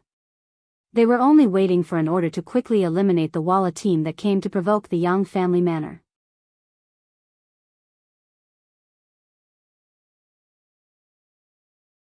Chapter 122. This was the huge difference between modern weaponry and cold weaponry. It was able to quietly finish off the opponent. Although there might be some trouble afterwards, as long as the scene was cleaned up, even if there were suspicions, there would be nothing they could do if they couldn't find any evidence. But before Tiger's man could give the order, the embroidered uniform guard had already arrived. This speed was enough to show just how important Yang Qindong was to Wang Zhen. As expected, there were no eternal friends, only eternal interests. After investing so much money into the immortal abode, if anyone wanted to harm the East Marshal, Wang Zhen's attitude would be the first thing they would have to deal with. The embroidered uniform guard had arrived, led by a Jianghu official who was also Wang Zhen's trusted aide, Tang Tong. The order that Tang Tong received was to bring the tile emissaries back to the capital. She also strictly ordered the soldiers guarding the city gates to not allow them to leave the city as they pleased. They were also not allowed to appear in the Yangjia manor a second time and cause trouble. After receiving this order, Tang Tong rode over with his men. When he saw that the Walla emissaries were still pacing back and forth outside the gates of the Yang clan manor, he couldn't help but sigh in relief. Soon after, he rushed over with a look of disgust on his face. Tang Tong, who had more than double the number of people, immediately took control of the situation. First, he surrounded Tuj and the others. Then, with a stern face, he sternly said, "You came to my Ming dynasty with the status of a vassal state to pay tribute, so you should abide by the rules here. How can you leave the capital without asking for permission and come to the residence of Lord Yang? Just what are you trying to do?" This Tang Tong actually had some tricks up his sleeve. At the very least, he knew how to gain the upper hand by a show of strength. According to the rules, emissaries could enjoy a certain amount of freedom when entering another country, but only within a certain range. If they wanted to go beyond this range, they had to report it. But because the envoys from Vala came every year, as time passed, no one really paid attention to this rule. But this didn't mean that it didn't exist. At the very least, Tang Tong's words were reasonable, and Tuj didn't know how to respond. He could only look at the magazine king to see his master's opinion. The periodical king saw that the embroidered uniform guards had arrived not long after he arrived. He knew that this Yang Qindong's power was not small. Since he wasn't prepared enough and had overstepped his boundaries, he wouldn't be able to gain anything by staying here. This general only saw that the scenery here was not bad and couldn't help but come here. Since the Ming dynasty has rules, then let's just go back. To everyone's surprise, the magazine king compromised. His attitude was extremely sincere, as if he had really come here casually. After saying this, he was the first to turn and return to the capital, Tuj, and the other guards hurriedly following. Soon, they disappeared from everyone's sight, which caught Tang Tong off guard. As one of Wang Zhen's confidants, he naturally knew his master's attitude towards Walla. In the past, every time he came to pay tribute, he would give his master a lot of gold and silver. But this time, he didn't bring any gifts, either because he forgot or because of other reasons. This already made his master a little unhappy. This time, Tang Tong came here with the intention of making things difficult for the magazine king and reminding him. But he didn't expect that the magazine king would leave so straightforwardly. From the beginning to the end, he didn't even have the slightest intention of confronting him, which made Tang Tong unable to find a place to say anything. Tang Tong was a little dissatisfied that the matter was resolved so easily. This should have been an opportunity to perform meritorious deeds, but now he missed it. He was unhappy, but he didn't say anything to Tiger's Mane. He only said that if anyone came to the Yang family manor to cause trouble in the future, he should send someone to inform him and he would deal with it. Then, he turned and left with the embroidered uniform guards. After Tiger's Mane saw Tang Tong and the others off, he returned to the manor and reported everything to Yang Chendong in detail. Yang Chendong listened to Tiger's Mane's report with a calm expression. After a while, he nodded and said, "I understand." After this incident, the magazine king probably won't come to the Yang family manor to cause trouble. However, he won't give up so easily. Inform the immortal abode and sky beyond sky to be more careful. Tell Yang Si to be more alert. At the same time, send Dao Xiao's second squad over, just in case. Young master, now that Dao Xiao's second squad has left, there's only Qiu V's first squad left. If anything happens, your safety. Tiger's Mane said with some worry. This young master's safety is naturally not an issue. If something really happens, don't I still have you guys? Besides, even if something really does happen, it's not like you don't know this young master's strength. If you want to touch me, who knows if there's anyone in the world who can do it? Yang Chendong's voice was filled with confidence. With his ability to enter the warehouse at any time, and even have a helicopter appear at any time, anyone who wanted to capture him would have to be willing. Otherwise, even an entire army wouldn't be able to do anything to him. But young master. Although Tiger's Mane was filled with confidence in Yang Chendong, he didn't want to see the young master take any risks. He asked carefully, "Young master, we've already completed our initial preparations in the capital. Much of the work has already begun, but we're still lacking manpower. Do you think it's possible to transfer some people over from Crimson City? This is also for the sake of better future development." Yang Chendong wasn't someone who couldn't listen to other people's opinions. On the contrary, he always believed that there was a limit to a person's wisdom. Only by gathering the wisdom of the masses could many things be done more perfectly. "Okay, we'll do as you say. Transfer a company of Cold Vanguard from Crimson City, as well as the Ghost Shadow Sniper Squad."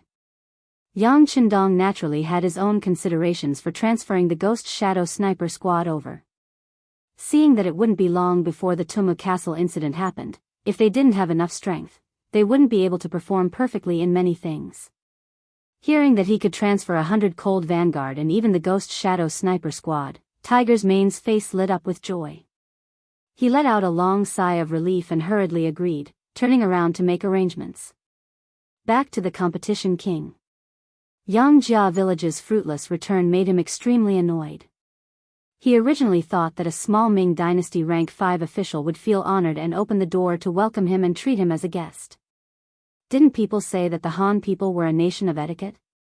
However, why did Yang Chendong not want to see him at all? Even after knowing that he had appeared, he immediately informed the genie guards. Why did he draw the line between them and be so careful? Was this his careful nature? Or did he feel something? The current Ming Dynasty and Walla's relationship wasn't bad, at least on the surface. As for deep down, although his brother Yes Hen had the intention to swallow up the Ming Dynasty and was even preparing in the dark, what kind of secret matter was that? Even in Walla, very few people knew about it. Could Yang Chendong see that something was wrong? He had a guilty conscience, and everyone he saw was a guilty conscience. This was the competition king's thoughts. It was precisely because the Vara clan was about to make a move that he didn't give Wang Jin any gifts as usual when he came to the Ming dynasty to pay tribute. Since they were about to become enemies, there was no point in giving anything. Even this time's tribute was to deceive the Ming dynasty and prepare for the Walla's surprise attack. Currently, the Ming dynasty seemed to know nothing about this. At the very least, there was no change in how they were received. Even the officials of the Ming dynasty's Ministry of Rites were chatting and laughing as usual. This wasn't something that could be faked. Everything was normal. Only Yang Chendong's behavior was so unapproachable. The competition king couldn't help but think too much about it. How about this? Take some people to the Shini residence and find out how this eastern commander is going to deal with it. The competition king felt that he still needed to investigate Yang Chendong and see how he could deal with it. Since he couldn't go to the Yang family village, then he'd go to the immortal abode. Yes. Tuo Gu was feeling gloomy. Today's matter had made him lose face, but when he heard the general's orders, he was unable to contain his joy. He didn't have much ability to deal with things peacefully, but when it came to causing trouble, it couldn't be any easier. It was a good opportunity to vent his anger and let the Eastern commander know what the consequences of angering the Walla were. The immortal abode was bustling with people, and business was booming. Even the ordinary tables in the main hall were in short supply. If one wanted to eat here without a membership card or a reservation, they would often have to line up outside to experience the treatment and conditions. Sometimes, when business was booming, even lining up didn't mean anything. Often, when it was time to close, there were still many cases of people not being able to get in line. Even so, there were still many people who flocked to this place like a flock of ducks. They would rather line up, even if they didn't know whether or not they'd be able to get in line. This scene made the other restaurants and inns incredibly envious. However, their financial strength was far from enough. They did not have fresh songs and dances, nor did they have the unique taste of delicious delicacies. They also did not have transparent glass, unique private rooms, and well-trained service staff who were very skilled in dealing with people and had different styles. The hardware and software weren't on the same level. Even when the other restaurants saw how popular the immortal abode was, they couldn't think of anything else other than envy and jealousy. But today, at noon, the exciting scene they'd been looking forward to for a long time had happened. Someone had actually come to the immortal abode to cause trouble because of a problem with a table. This made the other restaurants incredibly excited. Even if they couldn't obtain any benefits from seeing the immortal abode in trouble, it was still enough to comfort them.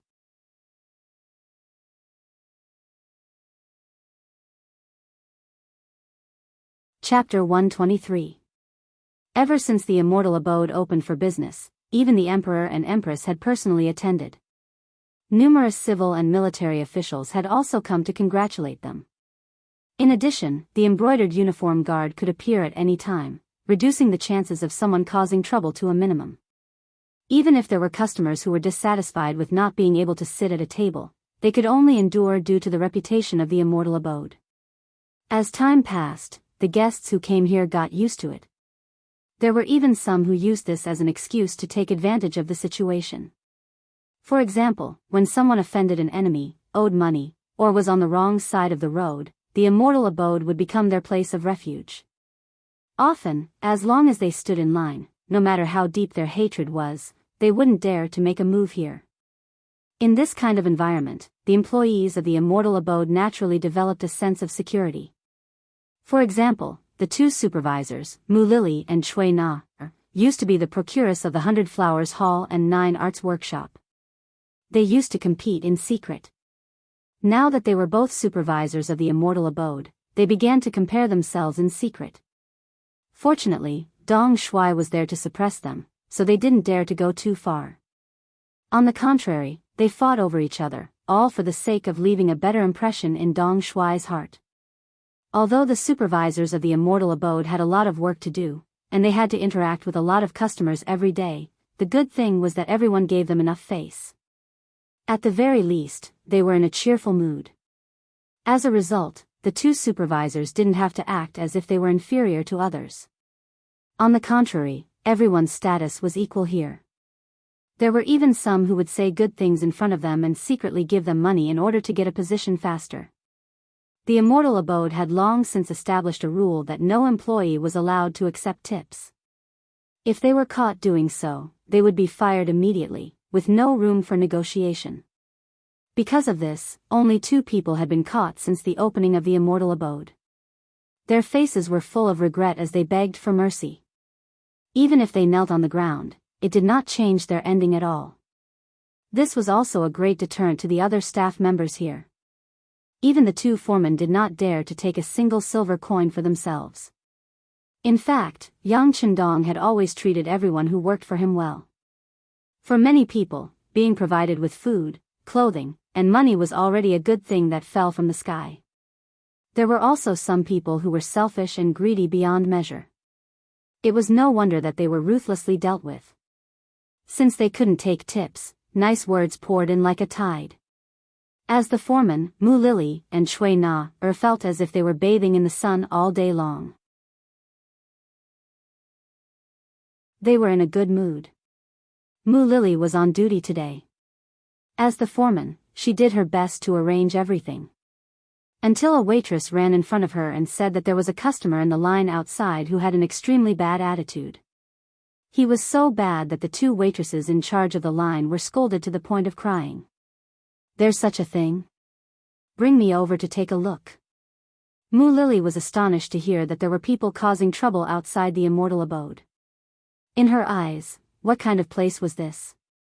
Even the emperor and empress approved of it, and the officials of the imperial court would visit from time to time. There was actually someone who dared to say such filthy things here. Did they really eat a bear's heart or a leopard's gall? Mu Lily was a bit confused, and even a bit curious. She wanted to see just who had the guts to cause trouble outside the immortal abode. She walked over to the long line outside the entrance with the female attendant. As soon as she arrived, she saw a waitress walk up to her with a tear-stained face. "Sister Lily, it's that person." His words are so unpleasant to hear. We called a male waiter over to mediate, but he even knocked him to the ground. What? He dares to hit people? Mu Lily's expression was full of shock when she heard this. In her eyes, anyone who dared to cause trouble here already didn't know the immensity of heaven and earth. What kind of confidence did he have to actually dare to injure people? Or was he really just a brute without any schemes? Wasn't he afraid of being captured by the embroidered uniform guard and imprisoned? With all kinds of confusion and doubt in her mind, she followed the 2 waitresses to the front of the long line, where she saw the brawny man, Tuj, spittle flying all over the place. Tuj had come here to cause trouble. After receiving General Wang's orders, he'd made his preparations and arrived at the immortal abode at noon the next day. His original plan had been to look for trouble after entering the immortal abode. He hadn't expected that he'd be forced to wait in line because he hadn't made an appointment in advance and didn't have a membership card on him. He was the captain of a dignified general's bodyguard. Even in the Walla, he was an existence that could do as he pleased. Very few people dared to not give him face. How could he not be angry when he was given the cold shoulder here? Add to that the fact that he'd come here to cause trouble in the first place, he immediately flew into a rage. He began to spout nonsense in the queue, cursing the immortal abode and saying that they were bullying their customers. He even encouraged others to stop spending money here. Those who could afford to spend money in the immortal abode were either wealthy or respectable. What they wanted was face. Naturally, they wouldn't be swayed by Tuj's words. They only looked at him as if they were watching a show. Everyone had noticed that there were embroidered uniform guard members nearby. However, they didn't immediately stop this man in foreign clothing. It seemed like they were waiting for some kind of order. The embroidered uniform guard really did want to arrest him, but it was Tuj's attire that allowed them to recognize him as someone from the Walla. It was very likely that he was part of the diplomatic mission. When it came to diplomatic matters, the embroidered uniform guard didn't dare to act recklessly. They were truly the epitome of what it meant to be an expert in civil wars, but an amateur in foreign wars. By the time Mu Lily arrived, this was the scene that greeted her. Tua Gu was stomping her feet and cursing something, surrounded by a crowd of onlookers. One of the immortal abode's attendants had been beaten up, and blood was flowing from his nose. He glared angrily at Tuagu, with the help of a waitress. "What are you doing? Do you know where you are? If you don't explain yourself today, I'll report you to the authorities and have you arrested." Mu Lily looked at the injured waiter from afar. Her eyes flashed with extreme anger. Ever since she'd been promoted to a member of the House of Good Children, she'd been able to speak with many people as equals. She no longer feared the authorities. On the contrary, when she encountered a problem, she would report it to the authorities. Suddenly, an extremely beautiful woman had appeared to criticize him. Even though she wasn't young anymore, she was still in her mid-20s. In Tuj's eyes, she was still extremely attractive. He only felt that the woman in front of him was 100 times prettier than the prostitute he'd found in the red light district last night. His male hormones had officially come online. "Yo, such a beautiful woman wants to work here to earn money? Why don't you follow this captain? I guarantee that you'll live a good life in the future. What do you think?" Tuj's eyes shone brightly. He was like a wolf who'd spotted a sheep. He approached her step by step. She'd interacted with all kinds of men over the years, so she was naturally no stranger to this kind of gaze. Mu Lily sensed a trace of threat, and her aura involuntarily dropped. She took a few steps back, pretending to be unyielding as she said, "What are you trying to do? Let me tell you, I'm a commoner from the Ming dynasty. I'm from a good family. You'd best have some self-respect." A good family is good. A good family is clean. I like it. Tuj's brain was currently overtaken by lust. How could he care about such rules? All he wanted to do was to hug Mu Lily in his arms and dote on her. "What are you doing?" Someone in the crowd noticed that something wasn't right. A young man dressed like a scholar took advantage of his tall stature to block Tuj's path. He wanted to stop Tuj's unbearable behavior and reason with him. Tuj felt like he was only a few steps away from touching Mu Lily. However, a figure suddenly appeared in front of him. In a fit of anger, he drew his sword without any explanation and slashed it forward. Holy shit! The scholar's eyesight wasn't bad. When he saw the blade coming, he hurriedly dodged to the side, narrowly avoiding the attack. However, a corner of his robe had been cut off by the blade. It fluttered in the air, as if to tell the crowd that Tuj's anger and killing intent had been truly unleashed. From drawing his sword to slashing it out, the crowd was scared witless. After seeing this person from the Walla's diplomatic mission get serious, no one dared to meddle in this matter. Instead, they all scattered, putting some distance between themselves and the immortal abode's main entrance. In this way, Mu Lily and the two attendants who followed her were completely exposed. Tuj's actions just now didn't seem to be inappropriate in the slightest. In the Walla, one's fists were the absolute law. Apart from the women of the leaders and generals, any other woman could be forcefully snatched away with their fists. Oftentimes, when something like this happened, people would call it a man's action. Not only would he not be punished, he would even be praised. Being captivated by Mu Lily, Tuj's current location was now the Walla's territory. The only thought in his mind was to steal this woman away. He didn't care about anything else at all. Someone come, help. Seeing that there was no distance between her and Tuagu, Mu Lily lost her head out of fear and didn't forget to shout loudly. Her gaze also turned towards the embroidered uniform guards wearing flying fish robes not far away. Unfortunately, the embroidered uniform guard acted as if they didn't see what was happening. They'd already arranged for someone to report the incident to their superiors. They wouldn't act rashly until they received orders. Even if Tuj's actions were to kill someone on the street, as a member of the diplomatic mission, he didn't necessarily have to follow the Great Ming Dynasty's laws.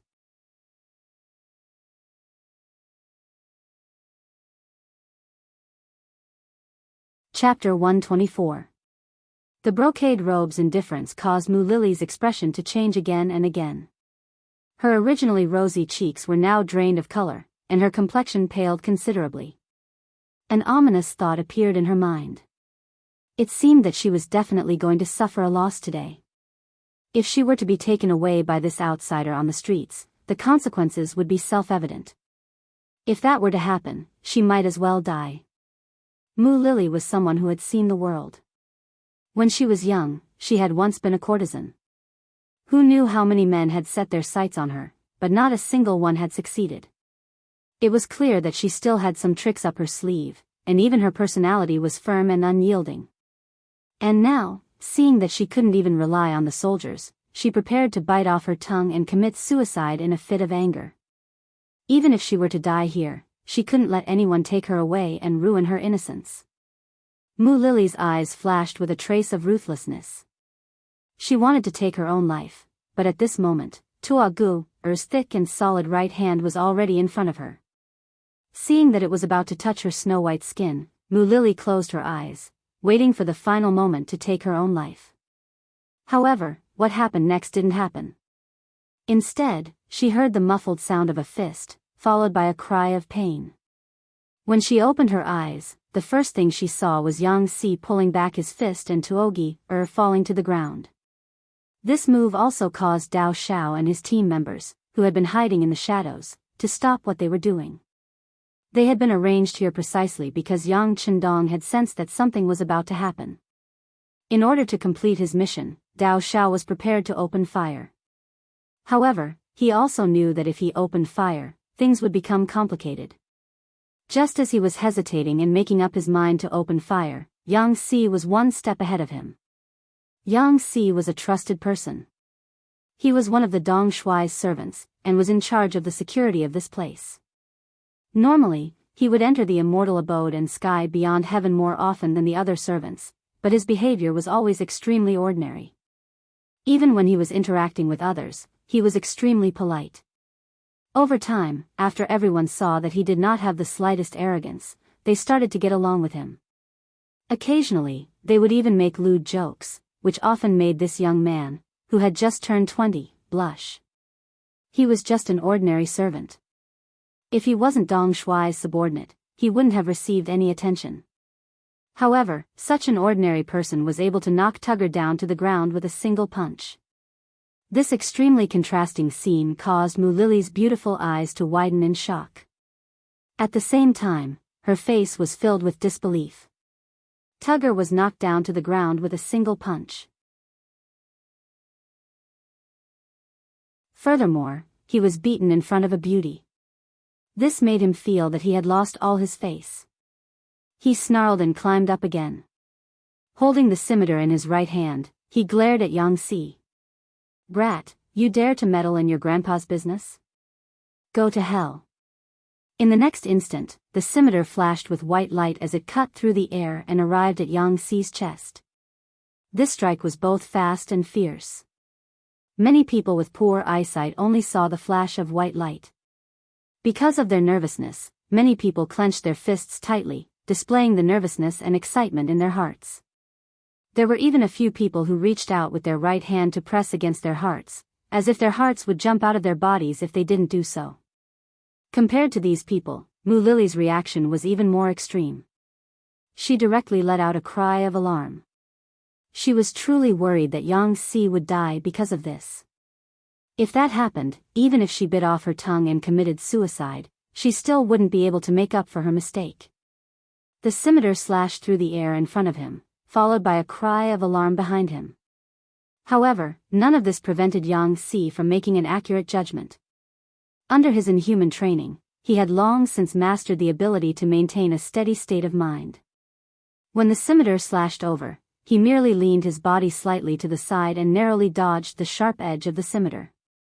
Following that, he rushed forward like an arrow.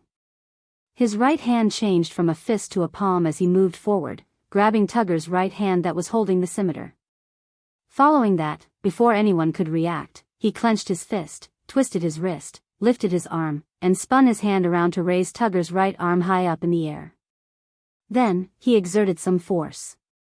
Accompanied by a crisp, "Kacha" sound, Tugger's right arm was instantly dislocated, causing Tugger to cry out in pain once again. This series of actions was executed extremely beautifully. Regardless of whether it was the timing of the attack or the intensity of the attack, they were all extremely suitable. It gave people the feeling that the outcome of the battle was decided with just a single exchange of blows. Tugger, who looked taller and fiercer, cried out in pain as he hugged his arm. He was like a fat pig that had been slashed but didn't die. After doing all this, Yang Si confidently took 2 steps back and stood back at his original position. It was as if he hadn't made a move at all. Only when he saw Tugger crying out in pain and losing his ability to fight, did Yang Si slowly turn around and come to Mu Lily's side. He extended his right arm to support the trembling Mu Lily and gave her a smile. This smile was like the sun in the cold winter, illuminating Mu Lily's heart.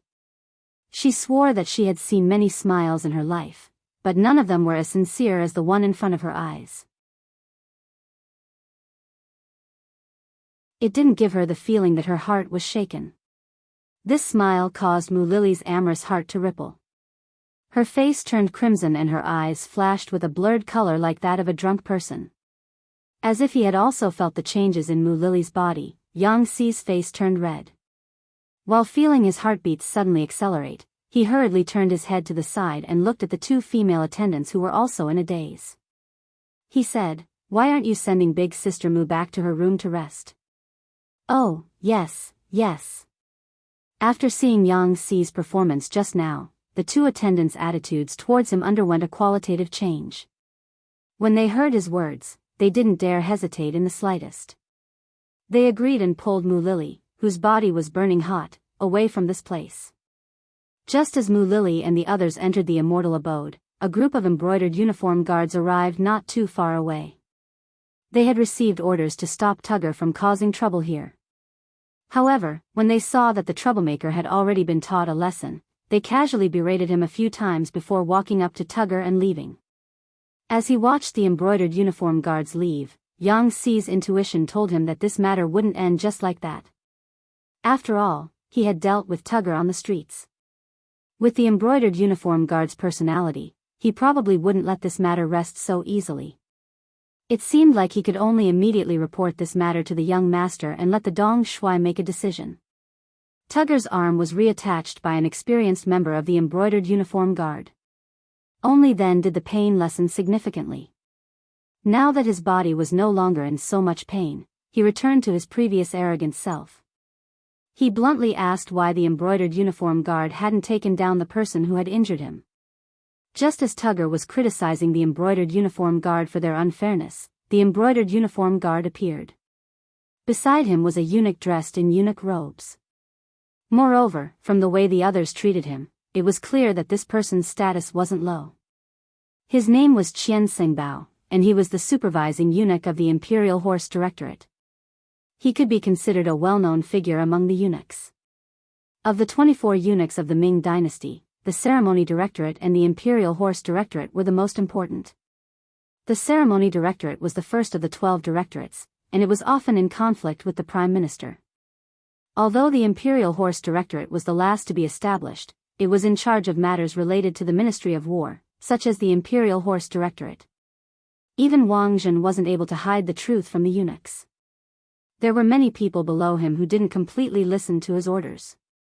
For example, the eunuchs Ji Ning and Gao Rang of the Ceremony Directorate often didn't listen to his orders. There was also this Qian Xingbao. Speaking of Qian Xingbao, he was also deeply trusted by Zhu Qizhen. He had once given an imperial edict to Wang Zhen's nephew, Wang Lin, to the embroidered uniform guard commander Qian Xingbao, and to the eunuchs Qian Xingbao's nephew, Qian Liang, Gao Rang's nephew, Gao Yu, Chao Jixiang's brother, Chao Zheng, and Kai Zhong's nephew, Kai Gu.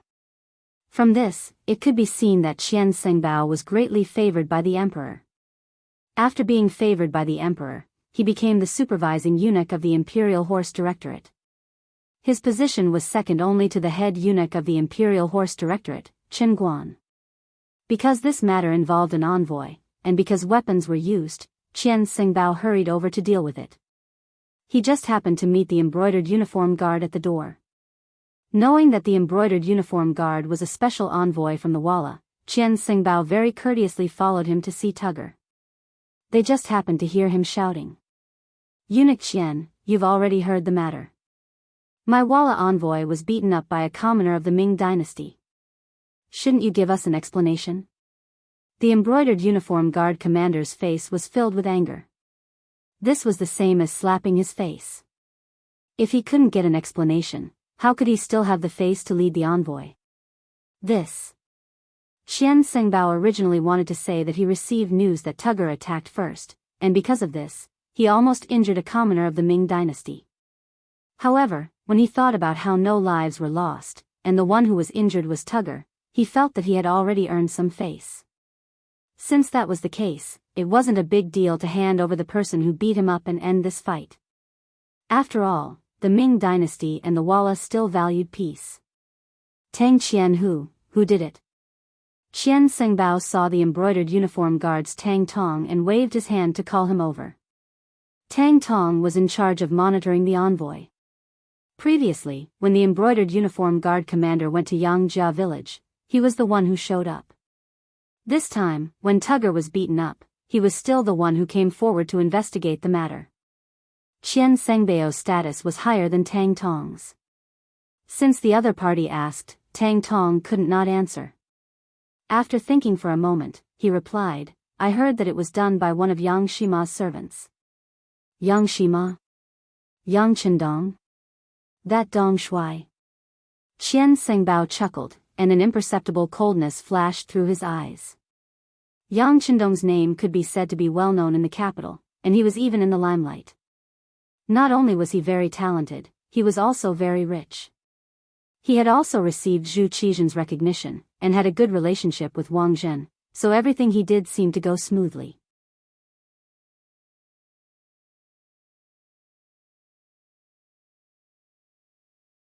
Chapter 125. But at the same time, because he was too close to Wang Zhen, he attracted the displeasure of some other eunuchs. Qian Sengbao was one of them. Originally, because the emperor valued him, especially Princess Changda's birthday, it was completely arranged by Yang Chendong. It was the first time in the history of the Ming dynasty that a foreign minister was arranged for the princess' birthday. Some people who had ideas didn't dare to act rashly. In addition, he had a good relationship with Wang Zhen, so Qian Sengbao couldn't find a suitable reason to find trouble with Yang Chendong. Now, this person's servant was actually involved in this matter. As a result, it was perfectly justifiable to arrest this servant. At that time, if this Yang Chendong was sensible, he would take out a large sum of money and give it to Qian Sengbao. If not, Qian Sengbao would destroy his prestige. No matter what, Walla's envoy was injured this time. We have to give him an explanation. Should Qianhu Tang bring people to call the servant? Of course, we're just investigating the truth of the matter. We're not saying that he's guilty. Qian Sengbao had a sinister smile on his face, as if everything was for the public good. Asking Tang Tong to arrest Yang Chendong's servant was to destroy the relationship between Dong Shuai and Wang Zhen. Who didn't know that Tang Tong was eunuch Wang Zhen's subordinate?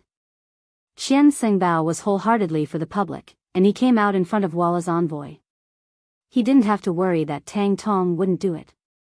Otherwise, it would be openly disobeying the orders of his superior. Even if a lawsuit was brought to the emperor, Wang Zhen wouldn't be able to plead for his servant. Tang Tong wasn't stupid at all. On the contrary, he was very shrewd. Otherwise, he wouldn't be able to become a Qianhu. How could he not see Qian Sengbao's intention?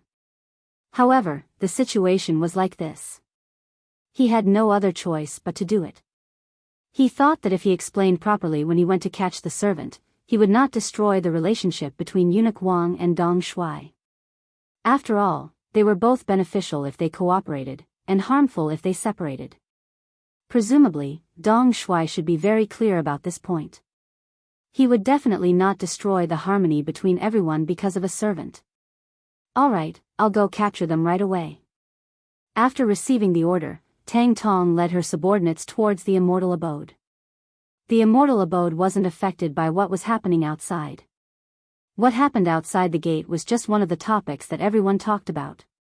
Compared to most people's indifference, Mu Lily was extremely nervous. After a while, her heart slowly calmed down. Then, she began to worry about Yang Si. Wounding Tile's messenger in the middle of the street was a serious crime. She didn't know how a mere servant like him could be so skilled. This time, he had caused such a big mess. He wondered if anything would happen to him. Although Dong Shuai was very capable, this was only a servant's accident. How much effort would he put in? If Yang Si was punished because of her, or even arrested by the brocade guard, what would she do? Just when Mu Lily was blaming herself, Madame Snow came to her room to rest. When she smiled, 2 shallow dimples appeared on her cheeks. With Dong Shuai's nourishment, she looked even more indescribably beautiful. Sister Mu, why did you call me here in such a hurry? What's the matter? Madame Shuai was arranging the performances in the front hall. Suddenly, a waiter told her that Mu Lily was looking for her. She was very anxious. She put off all her work and came here because of the sisterly love between sisters. Seeing Xiao Yushua, Mu Lily acted as if she had seen her savior. She stepped forward and grabbed Xiao Yushua's wrist. Yushua, you must help me this time. What's going on? Madame Shuai knew that Mu Lily was a strong-willed person. Although she had panicked a lot in the past, she had never been like this. She seemed to be out of her wits. Madame Shuai was also shocked by her change. Yushua, you know that there was a fight outside the gate just now, right? Here's the thing. After Mu Lily told her the details, Xiao Yushua's face changed. She became more nervous and worried. So this time, in order to save you, Yang Si injured the messenger of Walla, which got him into big trouble. Unless Dong Shuai is willing to help, I'm afraid that he is just a servant.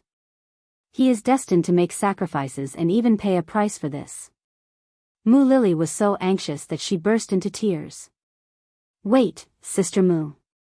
Don't worry. Let me think about it. Xiao Yushua had become the top courtesan of 100 Flowers Hall not only because of her sweet voice, but also because of her wisdom. Otherwise, she would have been able to become Dong Shuai's woman, while Madame Xiang had not been able to become Dong Shuai's woman. Xiao Yushua forced herself to calm down. She thought about the seriousness of the matter first. If Yang Si was just a servant of Dong Shuai, it was indeed troublesome for him to do such a thing. If it were other masters, they would probably push him out and make him a sacrifice in order to calm down the situation. But Dong Shuai was not an ordinary person. He would not treat his servant like this. Xiao Yushua comforted herself. Mu Lily seemed to be a little impatient. Yushua, this time, no matter what, you have to help me, begged Dong Shuai. As long as Yang Si is fine, I'm willing to do anything to atone for his crime. Mu Lily's eagerness made Xiao Yushua feel that something was wrong. After thinking for a while, she widened her eyes and asked, Sister Mu, Yang Si just saved you once. You don't have to be so excited. But why do you seem to be ready to risk everything? Is it because... Yes, I just fell in love with him. The moment he saved me, his smile completely opened my heart. To tell you the truth, I fell in love with him at that time. Mu Lily was really daring. Faced with Madame Shuai's test, she admitted it directly. This was a little beyond Xiao Yushua's expectation. She had thought that Mu Lily just wanted to repay her kindness, but now it seemed that it was not so simple. It was very likely that if something happened to Yang Si, then this elder sister would not live alone. She knew her sister well. She knew that she was capable of doing such a thing. Thinking that Yang Si's life was closely related to Mu Lily's, Xiao Yushua did not dare to neglect her. Okay, I'll go back to the Yang village and plead with Dong Shuai. Thank you, thank you. Mu Lily's face was full of gratitude. She knew that Madame Shuai was willing to plead with Dong Shuai because of her. This was also why she was willing to confess her feelings for Yang Si without any reservations. Madame Shuai left as soon as she said she would. She got into her carriage and left the immortal abode. About 15 minutes after she left, Tang Tong arrived, accompanied by 50 members of the embroidered uniform guard. Wang Zhen held important shares in the immortal abode, so Tang Tong didn't dare act recklessly. He didn't even put on his flying suit. Instead, He changed into casual clothes and went to find Mu Lily, the head of the immortal abode. Mu Lily was shocked by Tang Tong's sudden arrival. She had a premonition that something was going to happen, but in order to give Madame Shui enough time to plead, she pretended not to know anything. When she heard that Tang Tong was looking for Yang Si, she put on a serious face and said that she had seen him just now, and that she would send someone to look for him. Tang Tong didn't suspect anything and agreed with a smile. However, they waited for an hour until he was getting impatient. Mu Lily also knew that she couldn't hide it any longer. Only then did she say that Yang Si had most likely returned to the Yang clan manor. Let's go to the Yang clan manor. Tang Tong's face was full of displeasure. They'd been here for too long. Who knew if they'd be able to find Yang Si? He didn't want to cause trouble if he missed his job. Mu Lily's heart clenched as she watched Tang Tong and the others leave. She'd originally wanted to go back and take a look, but she was on duty today. If she left, it would be a dereliction of duty. It would only anger Dong Shui, and the gains wouldn't make up for the losses. Since she couldn't go back with them, all she could do was pray that nothing happened to Yang Si. Xiao Yushua's pleas would be effective. The situation in the Yang clan manor was completely different from what Mu Lily had imagined. Yang Qindong had no intention of giving up on Yang Si. His personality didn't allow him to do so. Yang Si had rushed back as soon as he'd finished his preparations. As soon as he entered the manor, he saw Yang Qindong and gave him a detailed account of what had happened. Then, he half knelt on the ground. His actions today were a little rash, but seeing that the embroidered uniform guards were only watching the show without making a move, he could not just stand by and watch Mu Lily be taken away. If that was the case, he was afraid that it would make the young master unhappy. Yang Qindong was writing something in his study. It was a new song and a new book. The area covered by Yang Bao was no longer limited to the capital. He had already reached Tianjinwei, and the next step was to prepare to enter the auxiliary capital, Nanjing. Although this might take some time, the necessary preparations had to be made. As he wrote, he listened to Yang Si's report. From the beginning to the end, there was not the slightest change. Even when he heard that Tuogir's arm had been dislocated, he still continued to write with vigor. Qiao Yin, who was grinding ink at the side, trembled. She was clearly afraid when she heard this. It's fine. Yang Qindong had no choice but to put down his brush. He gently placed his hand on the back of Qiao Yin's hand and gave her a comforting smile. Then, he slowly turned his gaze to Yang Si, who was kneeling on the ground. You did the right thing. Get up. Thank you, young master. The words, did the right thing, made Yang Si feel as if he had been pardoned. He stood up, and Tiger's Mane and Beta Persei, who were standing to the side, hurriedly reached out to help him up. In the past few days, they had gotten along very well, as if they were blood brothers. Of course, they didn't want to see their brother make any mistakes.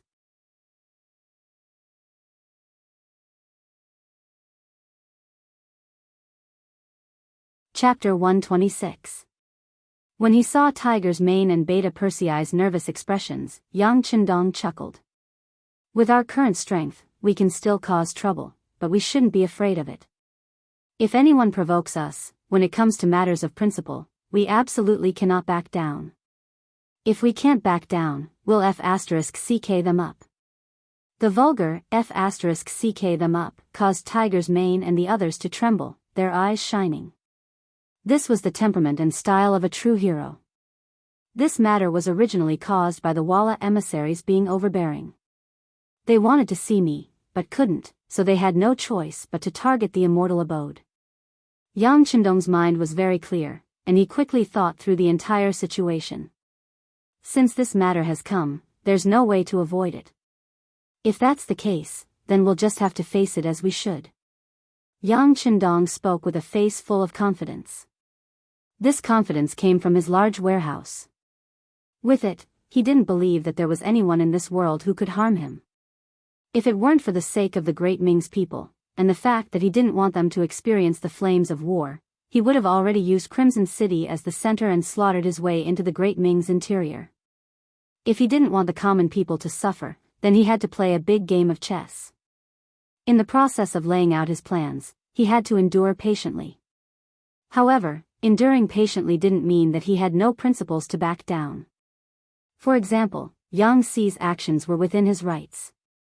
If he couldn't even protect his people this time, then his titles as young master and Dong Shuai would lose all meaning. No matter how many treasures there were in the warehouse, they would only be decorations. Yang Xi had to be protected. As for how many troublesome matters would arise in the process, he would just have to deal with them as they came. He had already made up his mind. When he was about to announce it, Madame Snow stumbled into the study. Her face was covered in sweat, and her expression was extremely nervous. When she entered the study and saw that Yang Xi was still standing there, she breathed a sigh of relief. "Sister Shui, what happened to you?" Qiao Yin was shocked to see Madame Snow in such a state. She hurriedly took out a fragrant handkerchief and walked over. Yang Chendong's eyes also fell on Madame Snow. There was curiosity and doubt in his eyes. At the same time, there was a faint murderous intent flowing in his eyes. Yang Chendong thought that something big must have happened to make Madame Snow so nervous. Could it be that someone had attacked the immortal abode? Someone was challenging his bottom line, forcing him to erupt with an appropriate amount of strength. I'm fine." Noticing the confusion in their eyes, Madame Shui thought that she might have acted too hastily and caused misunderstandings. She hurriedly explained, "I'm here for Yang Xi." "Young master, can I beg you not to hurt Yang Xi? He did it to save Sister Mu." Big Sister Mu said that as long as young master spares Yang Xi, she'll do anything you ask of her. She's willing to be a slave for the rest of her life, working for the immortal abode. Wait a moment. Yang Chendong interrupted Madame Snow. "Why is Mu Lily so worried about Yang Xi? You came here in such a hurry. You must have been entrusted with this by Big Sister Mu, right?" His question hit the nail on the head. Madame Snow's face flushed red. She knew that nothing could be hidden from Dong Shuai. She nodded and said, "Yes, Big Sister Mu went to find Madame Snow. She said that Yang Xi did everything to save her. She couldn't be ungrateful, so she asked me to intercede on his behalf." "I'm afraid that's not all." Yang Chendong chuckled. He'd heard something different in Madame Snow's words. Yang Xi was just a servant. In any other noble family, his existence was completely dispensable. Even if he'd made some kind of contribution, he wouldn't have earned such gratitude from his master. But judging from Mu Lily's expression, she was obviously very anxious. Otherwise, Madame Snow wouldn't have come back in such a hurry. There must be something else. Since Yang Chendong had pointed it out, Madame Snow knew that there were some things that she couldn't hide. Otherwise, if Dong Shuai found out that she had something on her mind, it would be a big deal. After deciding to say it, she turned her head, looked at Yang Xi and said, "Elder Sister Mu admires you, you can be considered lucky." "What?" Yang Xi hadn't figured out what had happened. But when Madame Snow suddenly pointed at him, he was immediately stunned. At first, he didn't know what to do. Then, his face turned red. Obviously, he was a little overwhelmed and even a little emotional. Ha ha. Yang Chendong, on the other hand, could not help laughing out loud when he finally heard Mu Lily's attitude from Madame Snow. Good luck. Yang Xi, you're in luck. Ha ha ha. Young master. Yang Xi was very embarrassed by Yang Chendong's laughter. He could only lower his head and express his feelings silently. "Well, there's nothing to be embarrassed about. Tell me, do you like Mu Lily? Of course, she's a few years older than you. If you don't like her, it's fine. Just make her give up on this idea." Although Yang Chendong was very happy that these trusted subordinates of his settled down early, he was also relieved. However, he wouldn't force her to do anything. Love required mutual love, and the two of them had to spend their days together. It wasn't something that could be done by force. "Well, Yang Si reached out and scratched his head. He was a little embarrassed to face some questions. Don't beat around the bush. The young master asked you. Just tell him the truth. What are you afraid of? Tiger's Mane urged anxiously when he saw Yang Si's ambiguous attitude. His right hand was naturally raised. From the looks of it, if Yang Si couldn't give an answer, this slap would fall at any time. Seeing that everyone was looking at him and waiting for an answer, Yang Si knew that it was not the time to be pretentious. He immediately raised his head and looked at Yang Chendong. He knelt on the ground again. Young master, I also like Steward Mu. If she's willing, please accept her, young master. When Yang Si finally expressed his attitude, Tiger's Mane's big hand finally fell and hit him on the back of the neck. Tiger's Mane then laughed and said, You're the one who dares to admit what you did. Ha ha ha.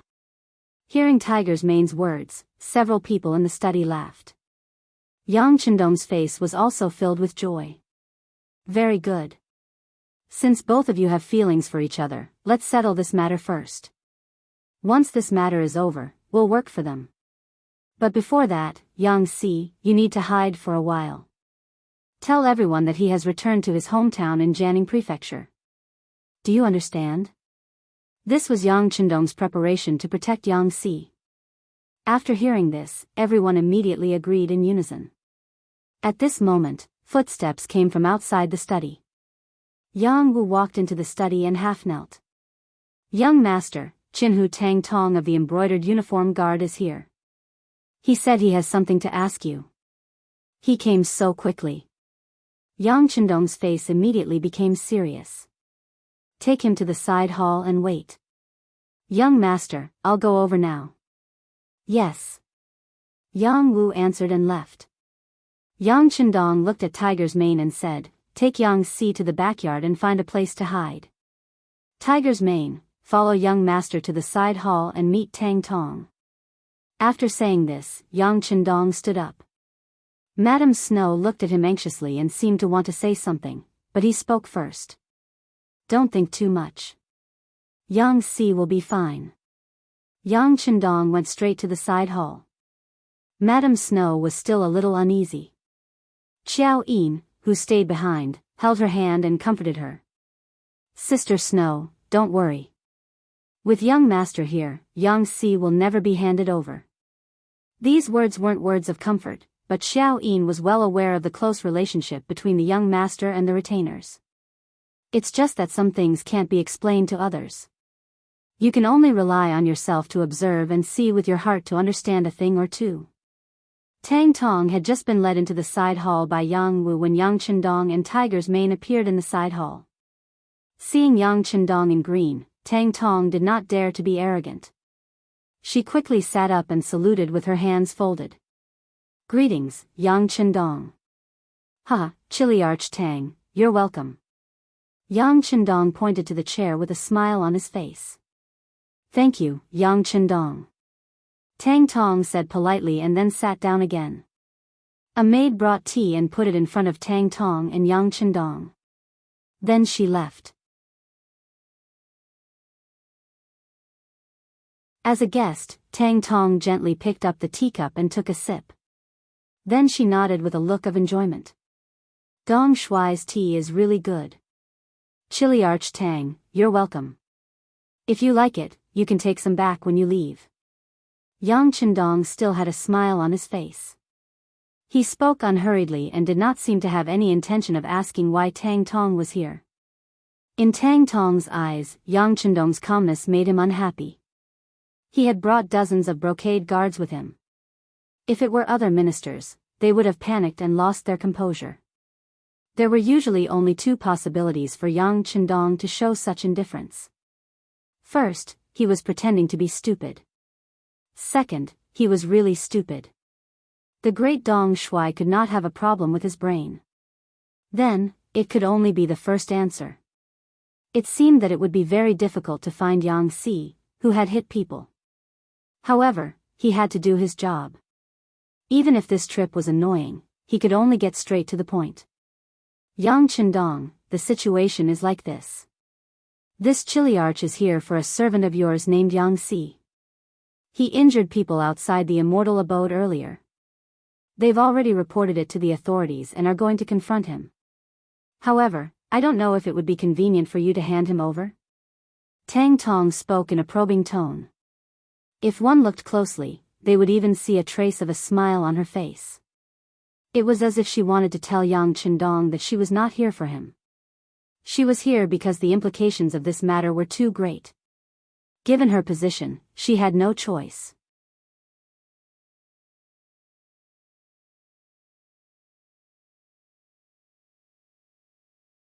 Chapter 127. Yang Qindong listened attentively, without the slightest hint of annoyance. It was as if he had just learned of this matter. When Tang Tong finished speaking and closed his mouth, he feigned surprise and said, "Something like this actually happened? How audacious." Tang Tong didn't know whether he was referring to Yang Si, who had beaten someone up, or to Tang Gu, who had wanted to commit murder outside the immortal abode. As soon as he said this, Tang Tong's expression became somewhat unsightly. However, what made him even more embarrassed was that Yang Qindong seemed to have only expressed his attitude.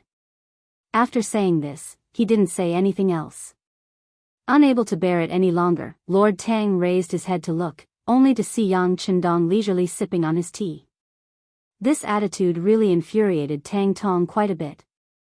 "What's this? Your servant was injured by someone else, and as the master, you're just going to let it go with a single comment of audacity?" Tang Tong's expression darkened. "Yang Shima, you see, the matter has already happened. Shouldn't we arrest him?" "Of course. A life for a life, and a debt must be repaid. Although he didn't kill anyone, beating someone up is still wrong. If Lord Tang wants to arrest him, then go ahead. There's no need to give this official face." Seeing that Tang Tong was starting to get impatient, Yang Qindong spoke with a righteous expression. He didn't seem like he was going to show any favoritism. "Good. It's rare for Lord Tang to be so righteous. Since that's the case, can't you hand him over?" Tang Tong knew that what he was doing would make Yang Qindong unhappy. However, he had to do his job, so he had to do it properly. Besides, he was only arresting a servant, not making things difficult for Yang Qindong. There shouldn't be any problems, right? Hand him over? In that instant, it was Yang Qindong's turn to be shocked and confused. Since Yang Si injured someone, Lord Tang should just go ahead and arrest him. Why are you still asking this official for him? It's really puzzling. Yang Qindong shook his head as he spoke. He was just short of saying that Tang Tong's request was too abrupt, too inappropriate. Upon seeing Yang Qindong's reaction, Tang Tong finally understood what the Dong Shui was thinking. To put it nicely, he was shirking responsibility. To put it bluntly, he was pretending to be stupid and acting shamelessly. If he had already caught Yang Si, why would he need to make this trip to the Yang family manor? Although Yang Qindong had some talent, some ability to make money, and even had a cooperative relationship with his superior, eunuch Wang Zhen, these were not enough for him to greet him over such a small matter. Angry at Yang Qindong's act of pretending to be stupid, Tang Tong's expression became much more severe. "Yang Shima, to tell you the truth, Yang Si escaped and I don't know where he went. This time, I came to the Yang family manor to ask you to hand him over." Seeing that Tang Tong had finally revealed his tale, Yang Qindong chuckled and shook his head as if he had heard a funny joke. "Lord Tang, I said that Yang Si beat someone up. It's right for you to arrest him. There's no need to say anything to this official. As for what you said about asking me to hand him over, it's really inconceivable. What? Could it be that Yang Shima didn't hide him? I've already asked the soldiers guarding the city. They saw Yang Si coming out of the city gate and heading towards the Yang family manor." Tang Tong laid out the situation she knew on the table, as if she already had something on him. He had no choice but to admit it. What a joke. If that's the case, then Lord Tong is certain that I'm harboring criminals. Very well, then please show me the evidence. If this official is guilty, then I'm willing to accept the punishment. Yang Chendong spread out his hands and frowned as he spoke with great displeasure. I don't have direct evidence, but this lord is certain that Yang Si must be in the Yang family manor. If you don't hand him over, then forgive this lord for being unreasonable and searching the manor. Tang Tong's eyes widened, and even the veins on his arms bulged to express his dissatisfaction. Tang Tong's threat rang out in the side hall. When Tiger's Mane heard it, his body unconsciously tensed up. He was certain that as long as the young master gave the order, he would immediately take action to subdue Tang Tong. What bullshit, Lord of the Embroidered Uniform Guard. Perhaps he had some martial arts skills, but he was nothing in the eyes of the number one person in the Yang family's military. Tang Tong was still staring at Yang Chendong and didn't notice anything wrong with Tiger's Mane. On the other hand, Yang Chendong sensed a slight change and coughed lightly to remind Tiger's Mane not to act rashly. Then, he turned to look at Tang Tong and said, Lord Tang, are you that confident? How can you be so sure that anyone who comes to my Yang village will definitely enter my village?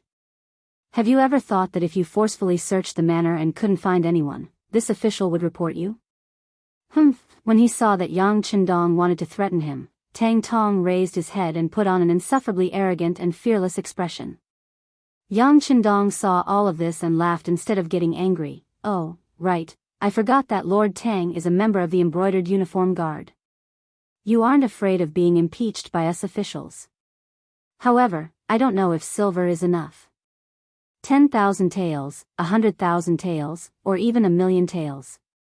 I believe that as long as this official is able to fork out the silver, there should be many people in the palace who are willing to speak up for this official. When the time comes, one side is a huge sum of money, while the other is a mere lord of the Embroidered Uniform Guard. What do you think those people will choose? Of course, it's hard to say if you are worth that much money.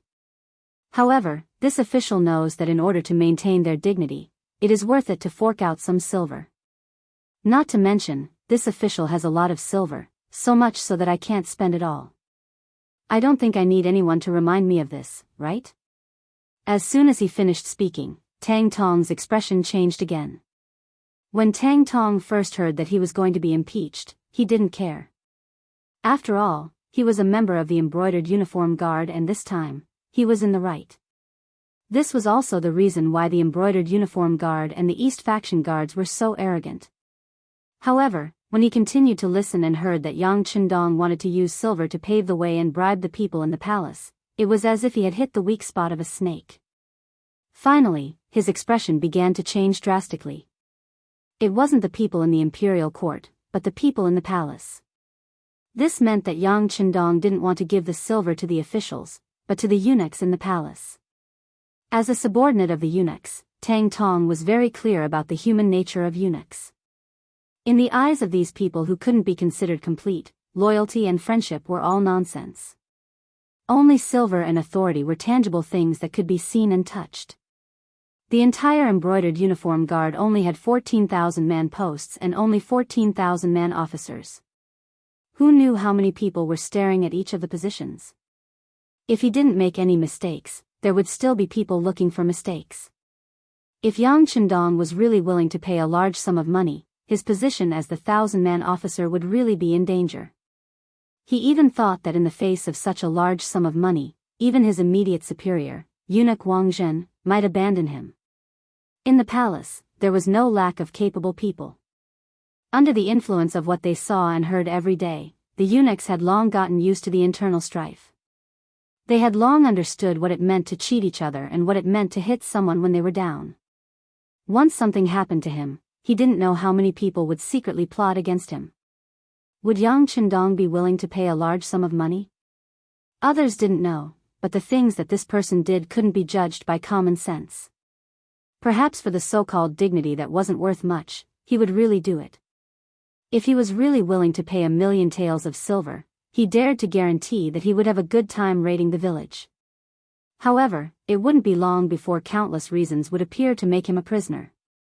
After a careful analysis, Tang Tong couldn't help but break out in a cold sweat. When he looked at Yang Chendong, although the other party's face had already returned to its previous calm state and looked as harmless as before. For some reason, in his eyes, Yang Chendong seemed to have become as terrifying as a ferocious tiger that could eat people. Noticing that Tang Tong's expression was constantly changing, Yang Chendong didn't say anything else, nor did he have the intention to rush him. He knew that some things needed to be thought through by himself. Of course, if the other party wasn't afraid of his threat, then there was only one last step left, which was to let the tiger's man and the others strike first. Although the consequences of this would be extremely severe, it was still better than raiding the village. After the Yang family manor passed through his hands, there were already too many secrets. Many of the good things stored were also used up and he didn't have time to put them away. This matter also reminded Yang Chendong that in the future, it was better not to put too many things that could not be seen by others in the manor. He had to be vigilant at all times. He did not want to wait until something big happened. If he reacted, then it might be too late. Yang Chendong didn't say anything, but Tang Tong's heart was in turmoil. In the end, his rationality prevailed over his impulse. If he searched the village, regardless of whether he found Yang Si or not, he was afraid that this enmity would be formed. He could foresee that the outcome that awaited him wouldn't be too good. Since that was the case, he might as well do a favor at little cost. Sigh. After a long sigh, Tang Tong was also an expert at acting. He frowned and said as if he had been wronged, Yang Si Ma, of course this Qian who doesn't want to make things difficult for you.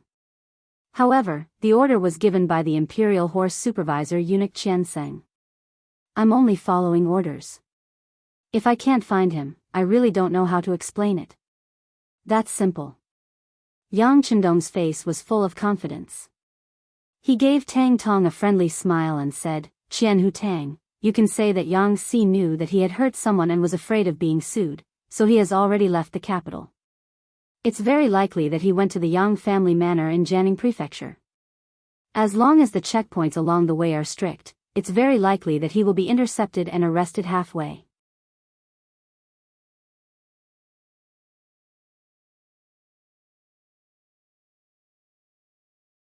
Chapter 128. This was the reason Yang Chendong came up with.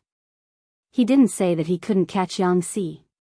This was to give Qian Sengbao hope and allow Tang Tong to report back. As for whether he could catch Yang Si or not, it wouldn't be long before Walla's messenger couldn't even protect himself. When that happened, who would pay attention to Yang Si?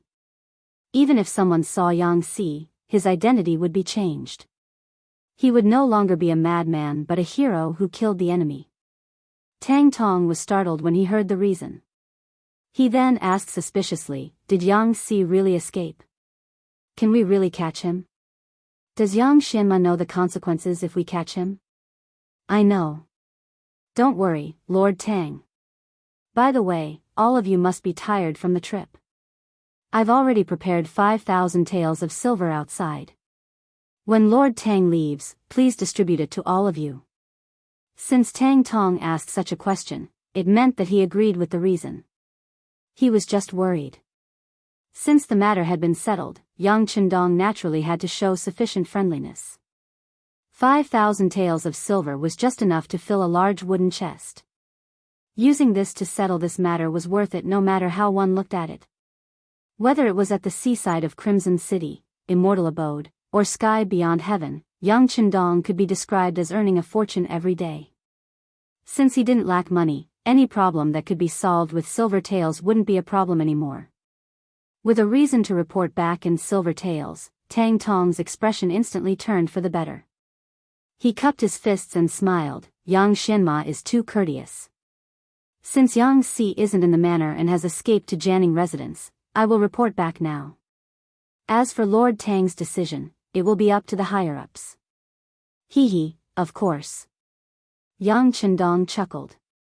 He knew that Tang Tong wouldn't make things difficult for him on this matter. After this matter, the friendship between the two deepened. Of course, the smile on Tang Tong's face became even brighter.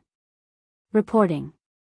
Just as Yang Chendong and Tang Tong were laughing and looking at each other, looking like they were getting along very well, Yang Wu suddenly ran in from outside the door. Because he was running too fast, he almost tripped over the door sill. What's going on? Don't you see that young master is talking with someone? Seeing Yang Wu lose his composure, Tiger's Mane stepped forward and reprimanded him softly. What happened? Yang Qindong noticed Tiger's Mane's loss of composure and was somewhat puzzled. In his impression, these Yang family retainers had long been trained to remain calm even if Mount Tai were to collapse in front of them. He really didn't know what had happened to make them behave like this. Young master, third young master is here. He has already entered the manor. Yang Wu didn't have time to explain anything to Tiger's Mane. When he saw Yang Qindong's question, he immediately answered. Third princess? Princess Changda. Why is she here? Yang Qindong was slightly taken aback when he heard this.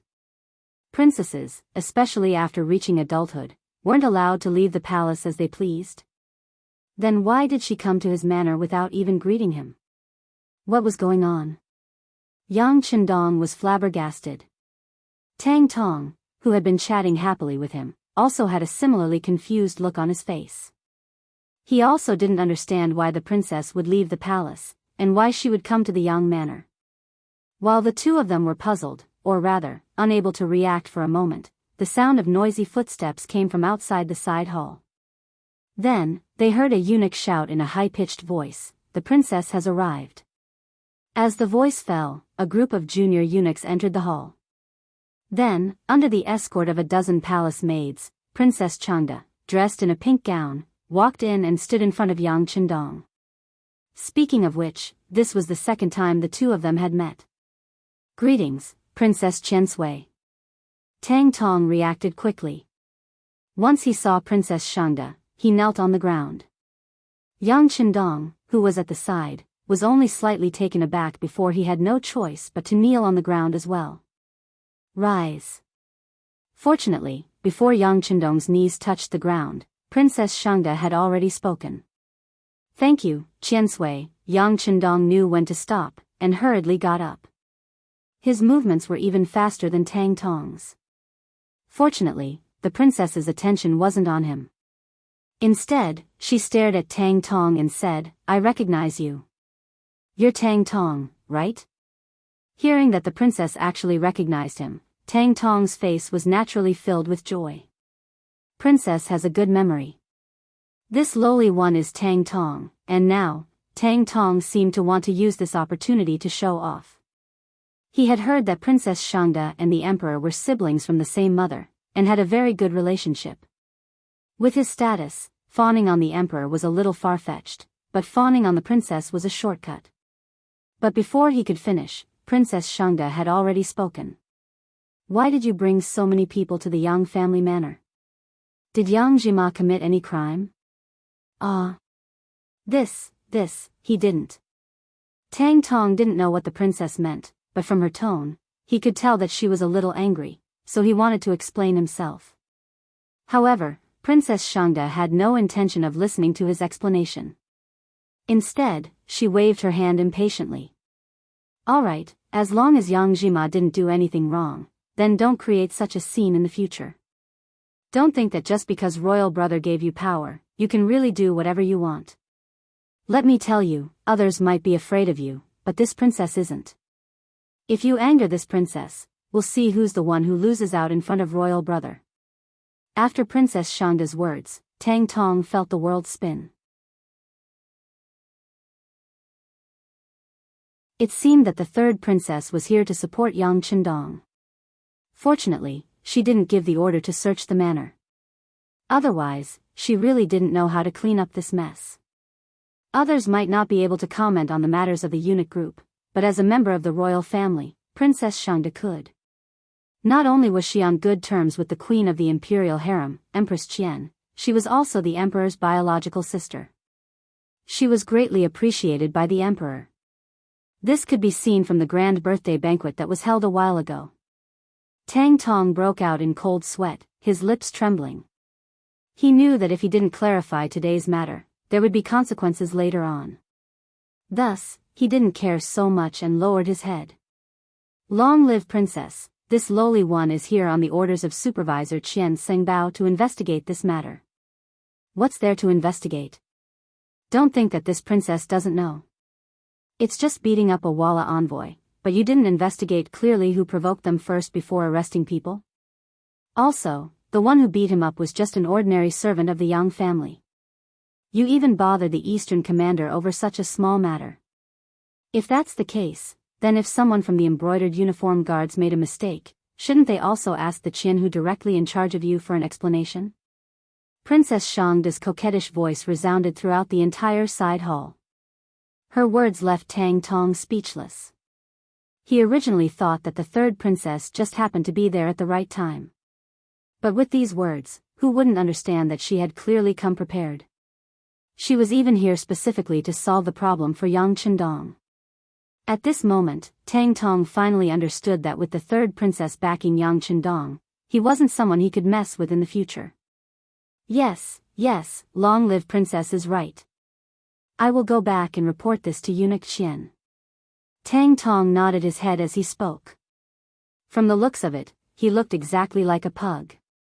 Tang Tong left, but he didn't forget to take the chest of silver that Yang Chendong had prepared with him.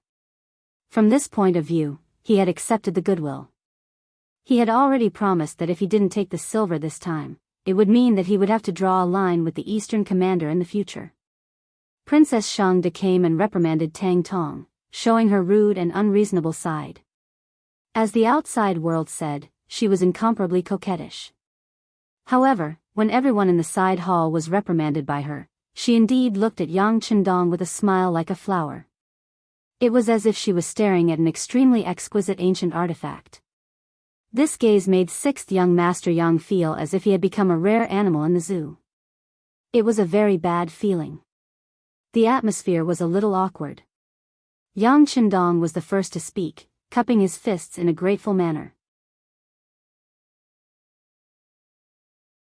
Thank you for speaking up for me, Princess. Chendong really has nothing to repay you with. Sigh, how can there be nothing to repay you with?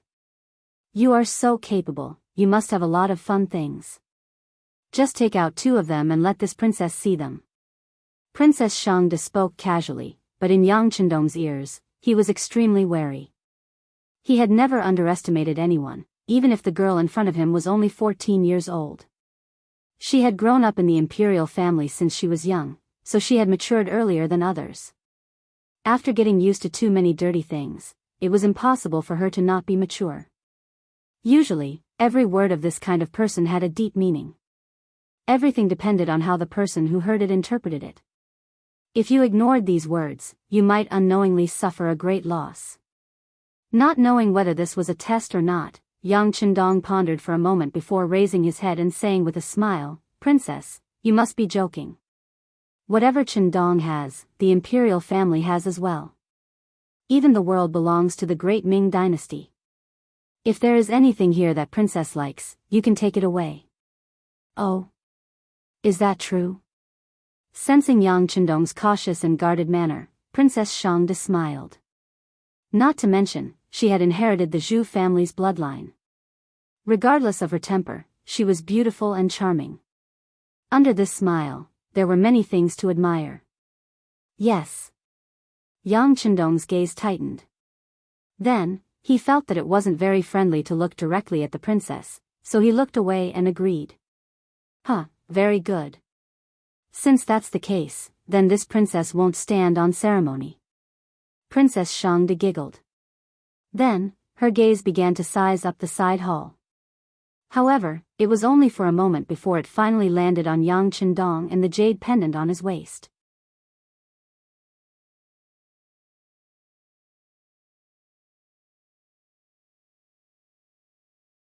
Chapter 129. Yang Chendong was also sizing up Princess Shangda. When he saw her gaze fall on the jade pendant he carried with him, his heart tightened. This was a waist pendant with the words peace engraved on it. It wasn't very valuable, but it was given to him by his father when he was 1 year old. It had an extraordinary meaning. "Princess, this was given to me by my father." "This, what? Dong Shuai just said that everything here belongs to the Zhu family and that we can take it as we wish. Are you going back on your words now? Princess Shangde said sternly. Her face, which was originally pleasant to look at, changed in an instant, giving people a lot of pressure. This pressure obviously couldn't scare Yang Qindong, but it reminded him of her identity. Indeed, they were all from the Zhu family. None of them were easy to get along with. They changed their faces faster than flipping a book. Not wanting to be a busybody, he immediately took off his waist pendant and handed it over with both hands. Since the princess likes it, you can have it. Ha, that's more like it. As if she really liked this waist pendant, Princess Shangde stretched out her jade-like hands to receive it. Then, she regained the innocent expression of a girl. All right, this princess has helped you solve your problem. Asking for a waist pendant from you isn't considered bullying me. Ha ha ha, let's go. Princess Shangde left just like that, not staying for long. She probably knew that with her current status, staying too long in the Yang family village would easily attract criticism. Although she wasn't afraid of public opinion, it was better to avoid as much trouble as possible. The princess left, leaving Yang Qindong alone in the side hall, deep in thought. The third princess's sudden appearance and quick departure made him a little uncertain. If he had to pinpoint her intentions, it would be that she had only taken a waist pendant. He didn't believe that a spoiled princess would care so much about an ordinary waist pendant. Even when Xiao Yin and Lady Shui appeared in the side hall, hand in hand, Yang Qindong still couldn't figure out what was going on. On the other hand, the two women seemed to be aware of his predicament. Because Xiao Yin had been with Yang Qindong for a long time, she was the most courageous. She bluntly said, "Young master, I'm afraid the princess has fallen for you." What? Hearing this, Yang Qindong was shocked. It wasn't that he hadn't thought about it, but that he didn't think it existed at all. Although information was not so developed at that time, the matter of him falling in love with Hu Yan, the daughter of the Hu clan, would not be a secret in front of the emperor. Since the emperor knew about this matter, it was impossible for him to marry the princess to him. One had to know that according to the customs of that time, when a princess married a man of lower status, her status was even higher than that of a concubine. Not only that, as the emperor's son-in-law, he could only have this one woman in his life. Even the servant girl to warm the bed had to be chosen from the princess's own dowry. At that time, this was a tyrannical treaty for men. However, if one wanted to marry the princess, one had to pay a price in order to obtain benefits. Speaking of which, this was very fair. However, this kind of fairness might be useful for a destitute scholar with no power or influence. But whether it was power or money, what did Yang Qindong lack? How could he possibly marry only the princess and restrict his own freedom? The emperor should be aware of this. In addition, for the sake of Hu Ming and Hu Zhangming, he probably wouldn't have this idea. Thus, he took the initiative to omit it. Now that the two women had mentioned it, he carefully recalled Princess Shangde's attitude towards him. Only then did he realize. Princess Shangde's attitude did change a lot, but that was just her nature. The spoiled her would still act coquettishly in front of Zhu Qizhen and ask for benefits. In front of others, she was even more unscrupulous. As for the waist ornament, it was just a token of love. Thinking of this, Yang Qindong's expression changed again and again. He sucked in a breath of cold air and said, "This can't be done. Young master, since this can't be done, we have to think of a way." Xiao Yin and Lady Shui both stepped forward, looking concerned. They couldn't not be concerned. If the young master really married the princess, what would they do? If the princess was unreasonable and didn't allow them to stay in the Yang family, they could only leave. At that time, they wouldn't even have a place to cry. For their own rights, they had to do something.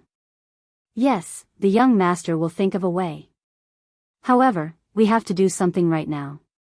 Yang Qindong's first thought was to immediately send the betrothal gifts to the Hu family. Then, he prepared to ask for the name.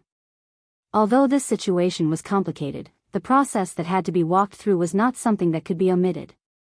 But as soon as the thought appeared, Yang Qindong rejected it. Not for any other reason, but because this year was a particularly important year. Before the changes in the Tumu castle happened, he couldn't do anything big.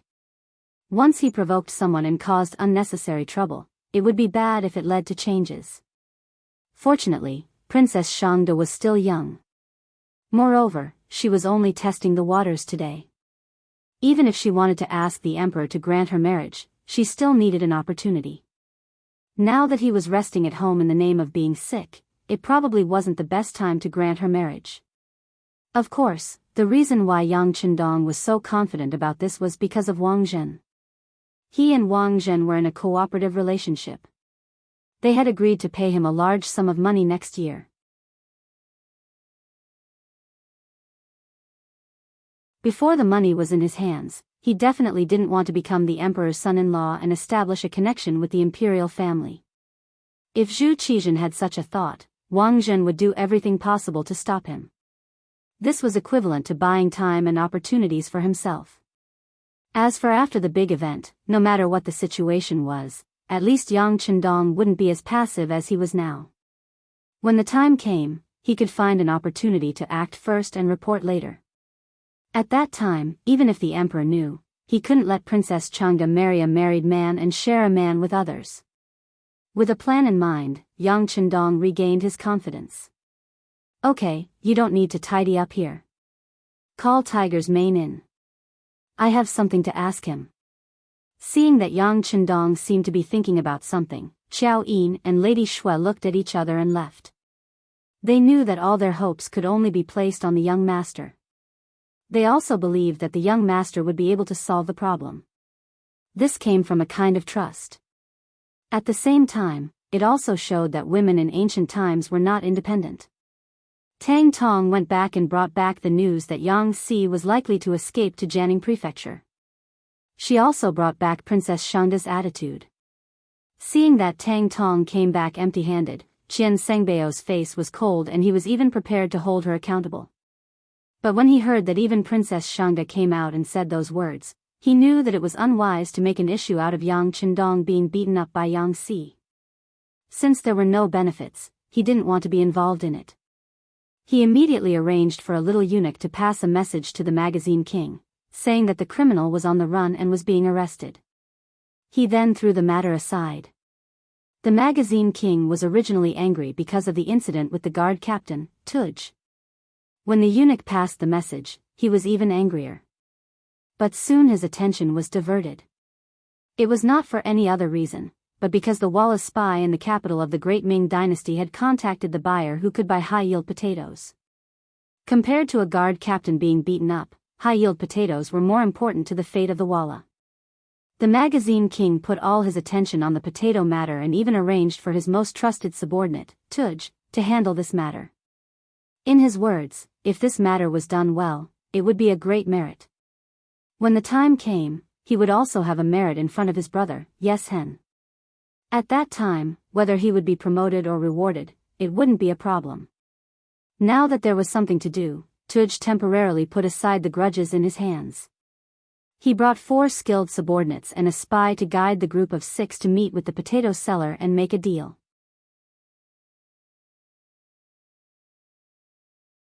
Perhaps in order to gain the trust of the seller first provided 2 full bags of potato seeds.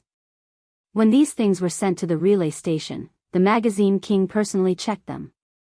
After confirming that there were no mistakes, the meeting was arranged. The seller seemed to be a very careful person. He arranged for the meeting to be in a small courtyard in a remote alley. Because of the location, very few people from the warden's office paid attention to this place. On the surface, there seemed to be no problem with the safety. However, this was still a transaction in the capital of the Great Ming Dynasty. If something went wrong and the Ming Dynasty took notice of their plot, it would be a big problem. Tuogu was in favor of trading in such a remote location. But for safety, he still made 2 preparations. First, he didn't have much money on him. This way, even if the other party wanted to do something, without enough benefits, they wouldn't easily make a move. Second, he assigned his 4 subordinates to the surroundings of the alley. If there was any trouble, the 4 of them would be able to call out to each other from a distance. He didn't believe that there was someone who could silently deal with his 4 subordinates. As long as one of them noticed that something was wrong, they could shout and attract the attention of others. After arranging everything, Tuj brought the spy to the small alley. After observing for a while and confirming that there weren't any accidents, they entered the empty courtyard. Tuj was confident that he had arranged everything perfectly. However, he didn't know that there was something called a sniper rifle. He also didn't know that this thing could be installed with a silencer that he had never heard of before. This silencer could guarantee that it could take a person's life from 1,000 meters away as easily as taking something out of a pocket. Just as Tuo Gu was about to enter the small courtyard, Dao Xiao and the other 10 members of the second guard squad had already arrived. They were carefully inspecting the guns and equipment.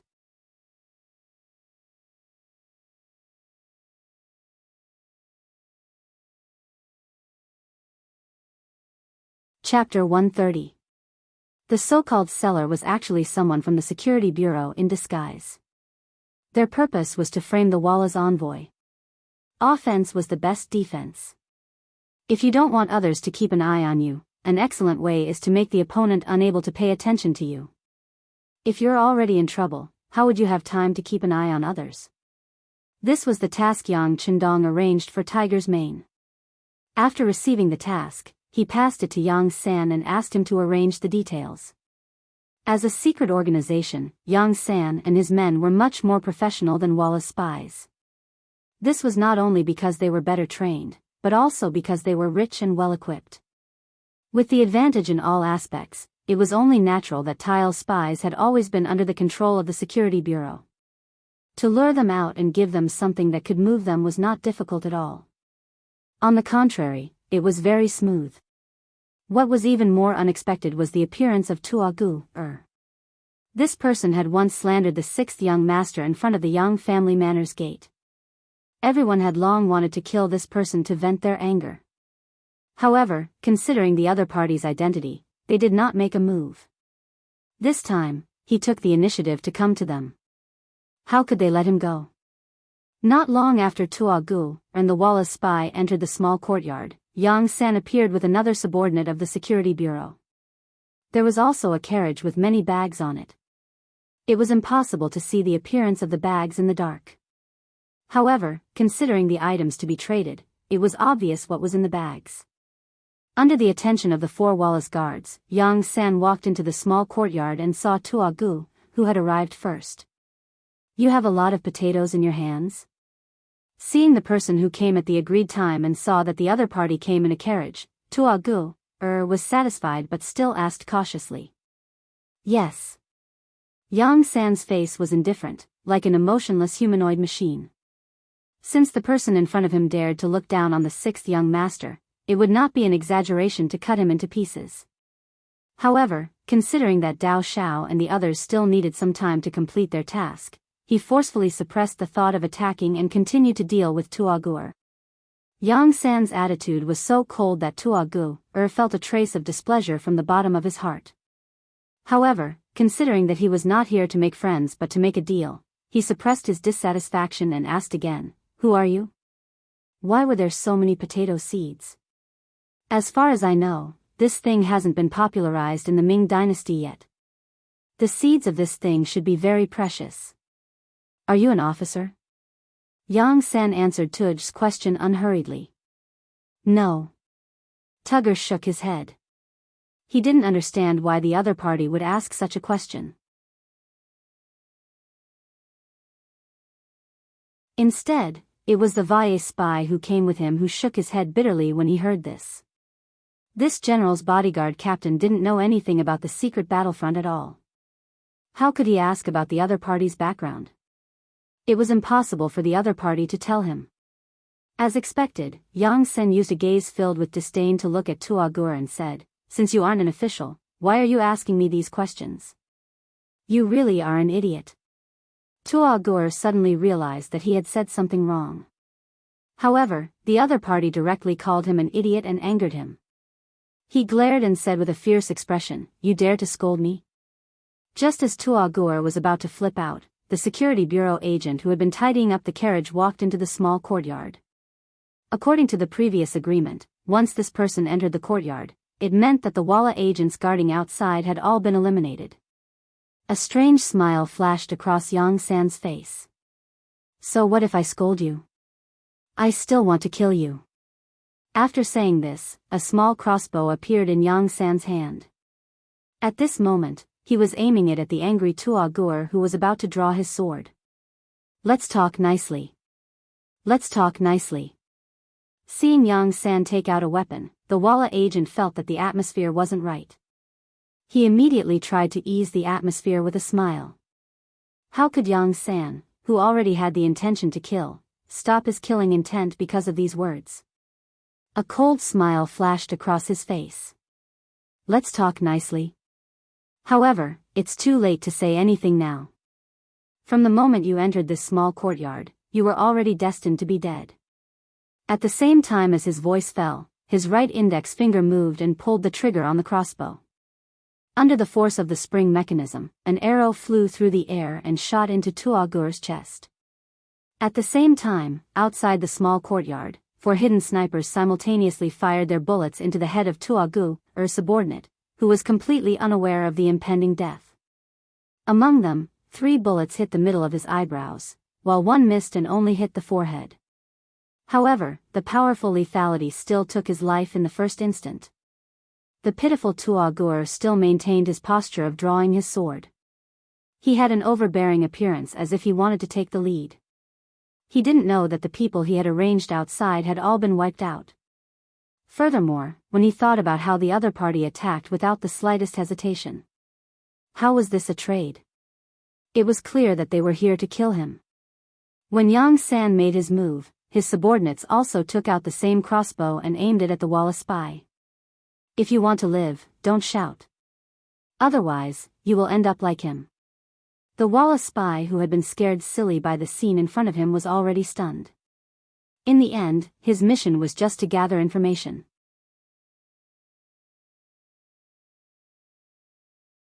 He was also trained on how to hide himself. His skills were only average. Now that even Tuo Gur, who was extremely good at fighting, was killed without being able to fight back, what else could he do? In order to save his life, the spy stood there obediently and allowed the people from the security bureau to tie him up tightly. Even his mouth was stuffed tightly. There was another sound of footsteps outside the courtyard. Dao Xiao led the second team to clean up the 4 Walla guards who were hiding in the dark and carried their bodies inside. Let's get to work. Create a scene and bring him back alive. He must know a lot of Walla's secrets. A sinister smile flashed across Yang San's face. Perhaps it was because of his work, but he had become much more sinister. Even in the security bureau, few people dared to interact with him too much. They seemed to be afraid of the actual leader of the security bureau. Half an hour later, a big fire suddenly appeared outside the courtyard. The fire attracted the soldiers of the 5 cities' warden's office. When they put out the fire with all their might, they saw the scene in the courtyard clearly. A few men wearing Walla Guards uniforms were lying dead on the ground. In front of them, there were many scattered potatoes. This matter involved the Walla Guards. The 5 cities' warden's office quickly reported this matter. Not long after, the Eastern Faction warden's office and the embroidered uniform guards men arrived one after another. The leader was the Jianghu official, Tang Tong. After he recognized Tuo Gur's identity at a glance, his eyes flashed with anger. Another half an hour later, the magazine king, who was still waiting for news at the relay station, looked outside uneasily. Suddenly, the door of the courtyard he was resting in was pushed open from the outside. Then, a group of embroidered uniform guard rushed in with torches. Not good. Instinctively, the magazine king turned around and took the scimitar that was hanging on the wall. When he turned around, Tang Tong and a few other embroidered uniform guards men had already rushed into the room. Emissary, are you still going to resist?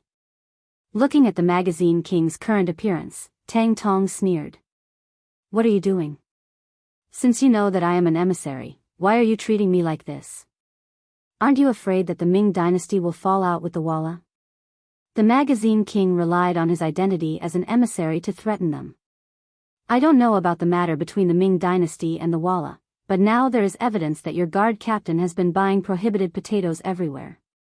Now that he has been caught red-handed, I'll have to trouble the emissary to come with us and explain clearly. Tang Tong's eyes were full of threat. If the magazine king dared to resist, he would take action. A wise man knows better than to fight when the odds are against him.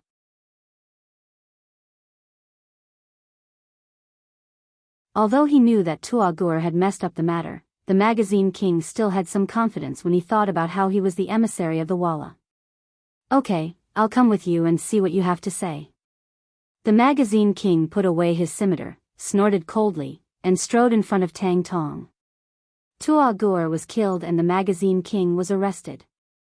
This was Yang Chendong's revenge and also successfully diverted the attention of the magazine king. Now that the magazine king couldn't even protect himself, how could he have the time to pay attention to Yang Chendong? Regrettably, the periodical king was, after all, the emissary of Tile. Especially after he found out about Tugger's death, he pushed all the blame onto the dead and complained about the injustice he had suffered. Without direct evidence, naturally, no one could do anything to the magazine king. However, this matter directly caused the court to be disgusted with the Walla. In particular, the Minister of Revenue, Wang Zhua, threw out the problem of the large number of people in the Walla's diplomatic group. When the potato had just appeared, Wang Zhua had suggested to the emperor that such a good thing should not be allowed to spread. Otherwise, when those foreign countries had enough food, they would raise their soldiers and horses. From there, they would have the ability to cause trouble for the Ming dynasty. This time, the Walla actually wanted to take the potatoes back, which could be considered as touching his reverse scale. In the court, he said that according to the rules of the court, the number of people in the diplomatic group should be limited to 50 people. However, this time, the Walla actually sent a group of 3,000 people. Just the food and drink alone cost a lot of money every day. It was really like a stone that stirred up 1,000 ripples. When the other officials heard about this, they all had a shocked expression. Zhu Qizhen, who was sitting high on the dragon throne, had a blank expression on his face at first, then it turned into anger. He looked at Wang Zhen who was standing beside him and asked, "Teacher, is this really true?"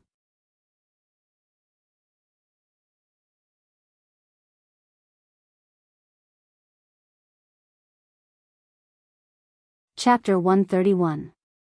Wang Zhen was one of the first to know about this, but considering the benefits he received from the Walla before, he wanted to minimize the problem and let them leave. But now that it was exposed in the imperial court, some words had to be said.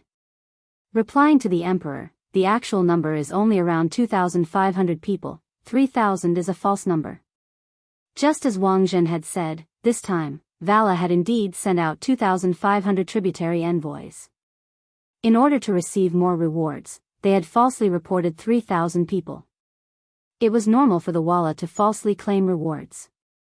Because Wang Zhen colluded with the Walla and accepted bribes from Yeshen, he pretended not to know. But this time, the emperor took the initiative to ask, and in front of the civil and military officials, he could not hide anything. Good, good. Are they here to pay tribute or to ask for something? After hearing Wang Zhen's answer, Zhu Qizhen's face became very ugly, and he announced in the imperial court, "Teacher, since you have received the previous diplomatic groups, this time I will leave it to you to solve. I don't care what method you use, but in short, it is not so easy to take advantage of me." Seeing Zhu Qizhen angry, Wang Zhen immediately said, "Please rest assured, Emperor, this subject knows what to do." After the court was adjourned, Wang Zhen did not treat the king of the periodical in the same amiable manner as before. Instead, he ordered the Ministry of Rights to give out rewards according to the number of people who were present. He also rashly reduced the price of the Valago horses by 4/5, paying Valeso only 1/5 of what he had asked for. This caused the periodical king's wish not to be fulfilled, and he angrily returned. Not only that, when the large diplomatic group returned, they were strictly inspected, and all the things they brought were searched. Rummaging through the books on the grounds of preventing illegal items made the magazine king lose face. After the angry periodical king returned to the Walla, he reported to Yeshen with exaggerated details. When Yeshen heard this, he was furious and immediately gathered the army, using the Ming dynasty's reduction of rewards as an excuse to split the army into four and attack the Ming dynasty, personally leading a large army to attack Datong. They were already prepared to attack the Ming dynasty, and this time, they had a suitable excuse. For a time, the border area was filled with the flames of war, and alarms were constantly sounding. Walla's cavalry was ferocious, and they quickly advanced to the south. The Ming dynasty soldiers guarding the northwest were defeated several times, and they hurriedly requested reinforcements from the capital. Walla's betrayal and the start of the war, once the news reached the capital, it caused a huge commotion. For a moment, they were all guessing which general the emperor would send as reinforcements to conquer Walla. While everyone was guessing, one person's heart beat wildly. He thought that his chance to become famous in the world had come. This person was the head eunuch of the imperial palace, the head eunuch of the ceremony directorate, Wang Zhen. Even though Wang Zhen, who could be said to be able to cover the sky with one hand, could be said to have absolute power at that time. Although some people had no choice but to rely on him because of his power, he was still a eunuch in the end. Other than his trusted aides, no one knew how to secretly curse him. If Wang Zhen were to fall from power one day, the first to attack him would be those who relied on him. Furthermore, Wang Zhen might not always be able to cover the sky with one hand, because his power came from Emperor Zhu Qizhen. As long as Zhu Qizhen no longer trusted him and was suspicious of him, he only needed to casually say a few words to make Wang Zhen lose the entire game.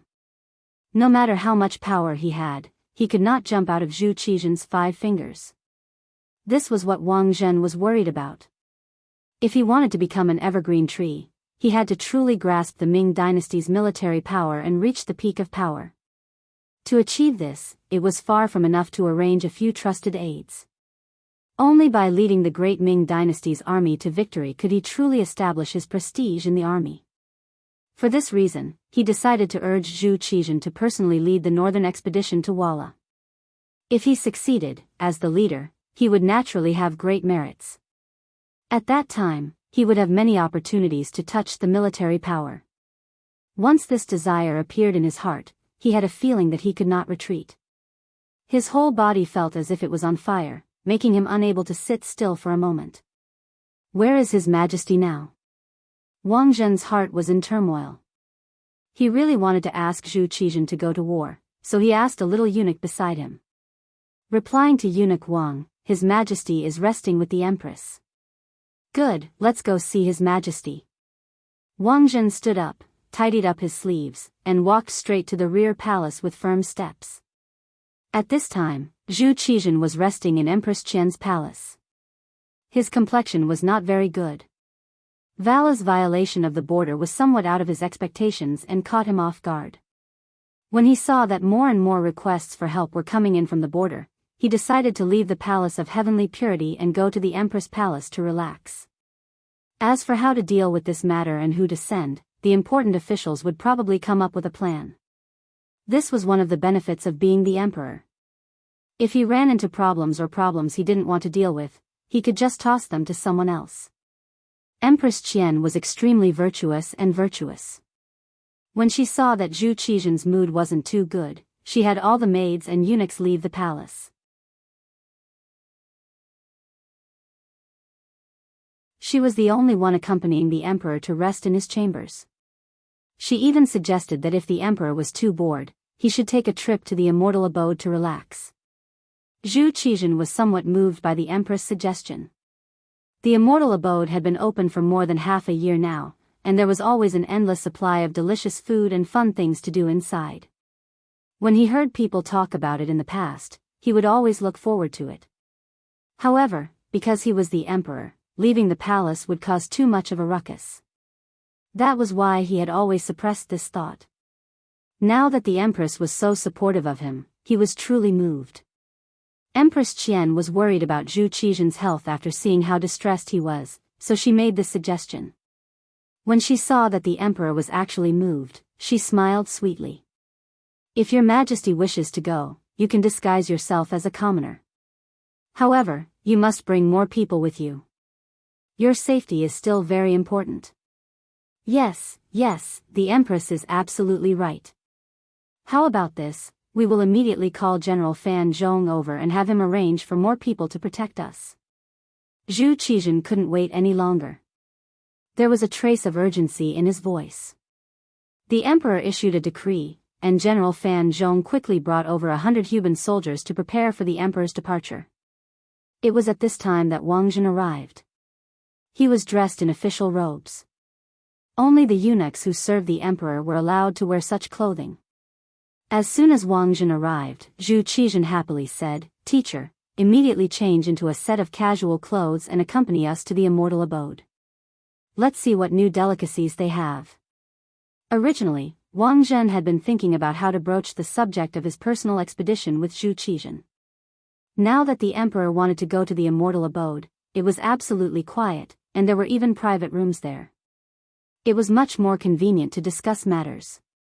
He immediately agreed.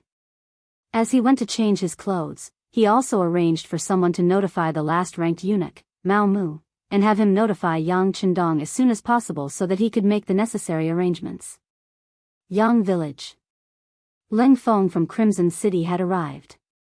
He was personally led by Xiao Feng, who was already a battalion commander. Bai Zhua, the captain of the Phantom Sniper Squad, had also arrived with them. There were a total of 20 members, 10 of them snipers and 10 of them observers. When Xiao Feng arrived, he was immediately called to the study to give a detailed report of the situation on Little Ryukyu Island. From Xiao Feng's words, Yang Qindong learned that the majority of Little Ryukyu Island was already under the control of the Yang clan. Only the central northern region had not been recovered. This was because the population was too small, and they needed time to digest it. Otherwise, they would have been able to take down the entire Ryukyu Island in one go. Currently, on Little Ryukyu Island, the number of local aboriginals and the commoners that Deng Maoqi had taken away during his uprising added up to about 400,000 people. Among them, there were only 4,000 people who had truly passed the various tests to become members of Ling Feng. There were 2,000 in the army and 2,000 in the navy, for a total of 40 companies. According to the statistics of 4 companies per battalion, there were 5 battalions in the navy and 5 battalions in the army. As for the auxiliary soldiers and the children's regiment, there were close to 20,000 people. Very good. There's no need to rush the matter of Ling Feng changing from a battalion to a regiment. After listening to Xiao Feng's account, Yang Qindong's face was filled with satisfaction. Tall buildings were built from the ground up. The foundation was often the most important. If the organization of the army was messed up at the beginning, it would take a lot of effort to correct it later on. Rather than spending a lot of effort to reorganize it later on, it was better to lay a good foundation from the beginning and take one step at a time. After asking about the development of the army, he asked about the progress of the factories. He even asked about Yu Qian and Xinyu situation. According to Xiao Feng, the development and construction of the various cities in the factory were being carried out in an orderly manner. Other than the ships that went to the west to search for rubber and the power plant that could not be started, the other factories had entered the planning stage of development. The various goods that they produced were already self-sufficient and could be considered for expansion. Yu Qian and Xinyu's situation was also very stable. When they first arrived at Resin City, they were shocked by the technological development and everything that they saw. As they gained a deeper understanding, they showed great interest in these developments and even took the initiative to participate in some things. However, when Xiao Feng said, however, he was still carefully observing Yang Qindong's expression. If you have something to say, just say it. Yang Qindong smiled. He knew that as the system grew stronger, the gap between his relationship with the people under him would also grow bigger. However, he still wanted to hear more of the truth. He did not want to lie to his superiors. Yes. Xiao Feng quickly responded, then said, however, when they found out that all the changes were related to the 6th young master and had nothing to do with the Ming dynasty, they showed strong resistance. They put down the work at hand and stayed in the house that we arranged for them.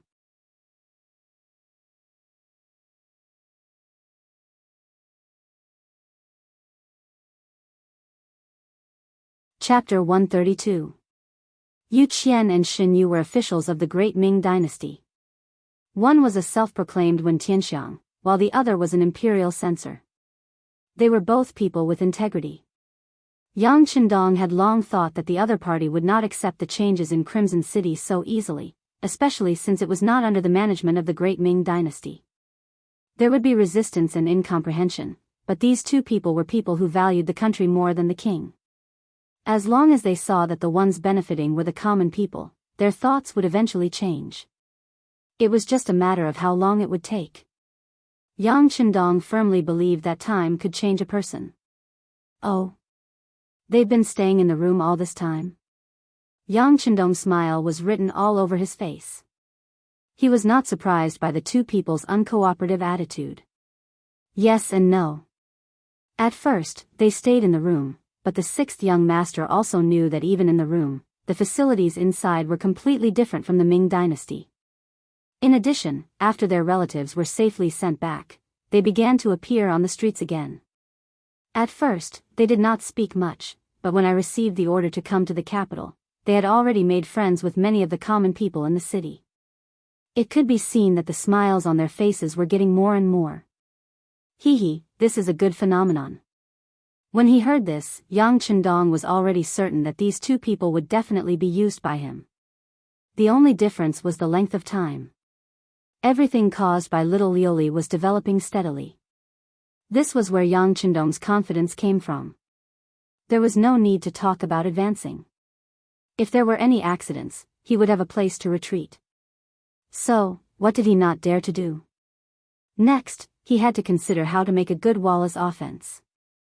Should he let the Tumma Fortress incident continue? Yang Qindong knew that the Ming dynasty's elites were all lost in the Tumma Fortress incident. From then on, the Ming dynasty began to weaken. But even so, under the efforts of many people, it still persisted for a very long time. But in the end, the Ming dynasty was defeated in the end. It was defeated because of internal strife. If not for the fact that the power was too scattered, the aristocrats, scholars, and eunuchs were holding each other back, and sometimes they could not even carry out the emperor's orders, how could there be the possibility of the Manchurian Tatars entering the pass, and how could there be the scene of the magnificent China being bullied and humiliated 300 years later? Originally, he had been considering whether he should take action to change history. However, when he thought of the actions of the Ming dynasty's monarch and the tragic history in the future, he shook his head and completely gave up on this idea. Forget it, if there were no elites, then so be it.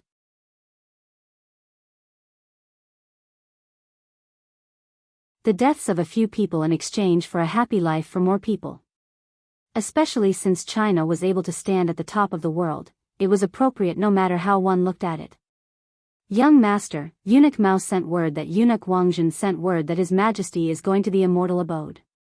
He asked for you to make arrangements in advance. Tiger's Mane appeared in the study and reported the news he'd just received. All right, I understand. Yang Qindong's expression froze for a moment. Then, a sharp glint appeared in his eyes. It was about time. This Wangjin was going to make a move to dissuade Zhu Qizhen. Immortal abode. Yang Qindong's sudden arrival caused Mu Lily, who was on duty, to be extremely nervous. Yang Xi's matter had obviously been suppressed by Dong Shuai.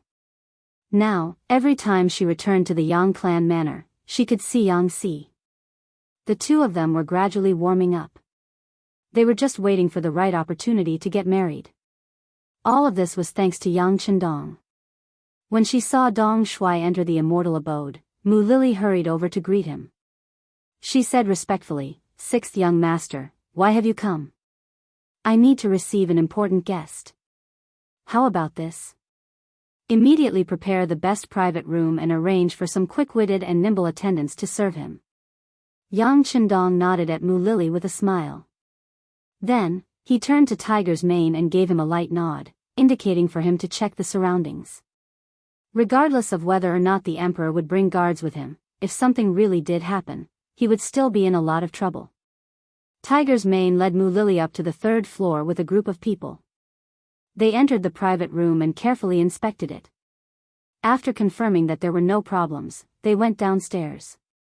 What they saw was a young man dressed like a noble young master, escorted by a group of people, arriving at the immortal abode's entrance. "Young master, you've come." Yang Qindong smiled as he walked over to greet him. When he saw Zhu Qizhen, who was dressed like a noble young master, he didn't kneel. Zhu Qizhen was dressed casually. He obviously didn't want others to know his identity. He didn't feel the slightest bit of displeasure at Yang Qindong's refusal to kneel. On the contrary, he nodded happily. Wang Zhen, who was also dressed casually, asked in a low voice, "Sixth young master, has everything been arranged?" "It's been arranged.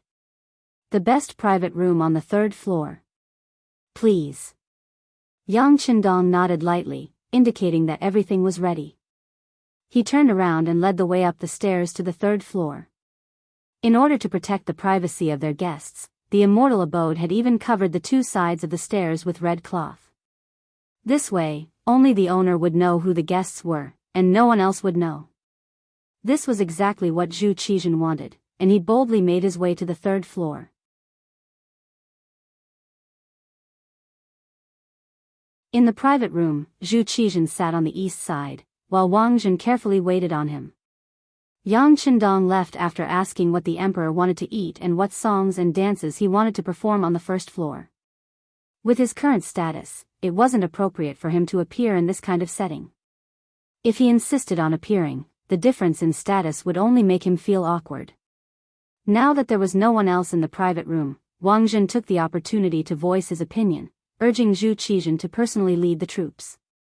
"Your Majesty, you are young and promising, and your heroic bearing is flourishing. Today, the great Ming dynasty is prosperous, and the people live a prosperous life. All of this is inextricably linked to your wise leadership." Wang Zhen smiled as he praised Zhu Qizhen. Naturally, everyone was willing to listen to flattery, and Zhu Qizhen was no exception.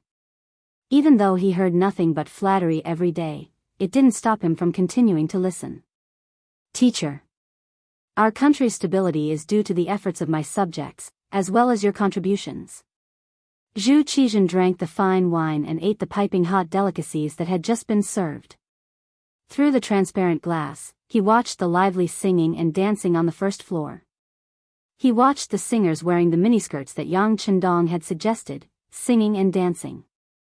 It was truly a joyous sight. Zhu Qizhen knew that the costumes of these dancers had received a lot of criticism when they first appeared. There were even some who sent him memorials about it, causing quite a stir. In the end, Wang Zhen took the initiative to resolve this issue. He insisted that this was all a commercial activity, and that it was to serve the public. It was a delicacy in the eyes of many. In fact, this kind of event had attracted countless so-called gentlemen to watch. Many of them cursed the spider lilies while enjoying the benefits. It really was the type of person who enjoyed pain and pleasure at the same time. Now that Zhu Qizhen was in such a good mood, Wang Zhen felt that coming to the immortal abode to discuss this matter was the correct decision. At the same time, he said what he wanted to say. "Your Majesty, your ability to rule the world has already reached the peak. It wouldn't be an exaggeration to say that no one will be able to do it in the future, but at the very least, no one has done it before. However, in the end, you are still lacking by a little bit. Everyone says that true experts conquer the world on horseback, and rule the world from horseback. You still lack the ability to personally lead an imperial army and cut through all obstacles on the battlefield. If you can accomplish this, I can imagine that the title of the #1 sage monarch in history would belong to none other than your Majesty." Personally lead an imperial army? Zhu Qizhen had never thought about this before, so Wang Zhen's words piqued his interest. Zhu Qizhen was only 22 years old. He was young, energetic, and full of vigor. At the same time, he had the same impulsiveness and desire for success as other young people. Originally, he hadn't thought about personally leading an imperial army, and had even been worried about who to send to lead the troops. However, when he heard that he could personally lead the troops, it was as if a door had been opened in his mind. It was like a bright light had suddenly appeared in the darkness, illuminating the path ahead. "Yes, you will personally lead an imperial army." Wang Zhen, who had been paying attention to Zhu Qizhen, noticed that the emperor didn't have the slightest bit of reluctance. On the contrary, he had an expression of eagerness. He immediately knew that there was hope, so he continued to advocate. Think about Han Dynasty's Emperor Gaozu, Liu Bang, who was the first emperor to lead an imperial army and unite the world. Liu Yu personally led many expeditions to the north, establishing the Liu Song. Tang Taizong, Li Shimin, personally led an expedition to Goguryeo. There was also Emperor Cheng, who led 3 expeditions to Mongolia, forcing them to surrender. However, when they heard the name of Emperor Cheng, they trembled in fear. Right now, Your Majesty is still young, and we have millions of mighty soldiers. Facing a small walla, we can easily win in a single battle. Moreover, the fame of our army will spread far and wide. Wherever we go, I'm afraid that the enemy will collapse without fighting. In the future, when people mention Your Majesty's name, I'm sure that they will also tremble in fear, not daring to offend the Ming dynasty in the slightest. In this way, Your Majesty will definitely be recorded in the history books. It is also very possible for Your Majesty to become an eternal emperor. Under Wang Zhen's description, Zhu Qizhen seemed to have already seen himself leading a mighty army into battle. Wherever he went, the enemy would tremble in fear and surrender at the sight of the wind. Weapons and armor would be thrown all over the ground, and there would be countless deserters and surrenders. Good, good. As if he was under the influence of self-hypnosis, Zhu Qizhen let out a series of cheers, followed by a hearty laugh. The emperor was so happy that Wang Zhen's face also revealed a somewhat abnormal luster. The military power that he had longed for a long time seemed to be within his reach. After this battle, he would return to the court victorious. At that time, even if the emperor wanted to touch him, he wouldn't be completely powerless to fight back. He could still live for a few more decades. At that time, what position would he be in? What kind of glory and achievements would he enjoy? You're tuning into the Biyao's Wuxia Chronicles YouTube channel. Don't forget to subscribe and join us on this journey to catch the most captivating stories.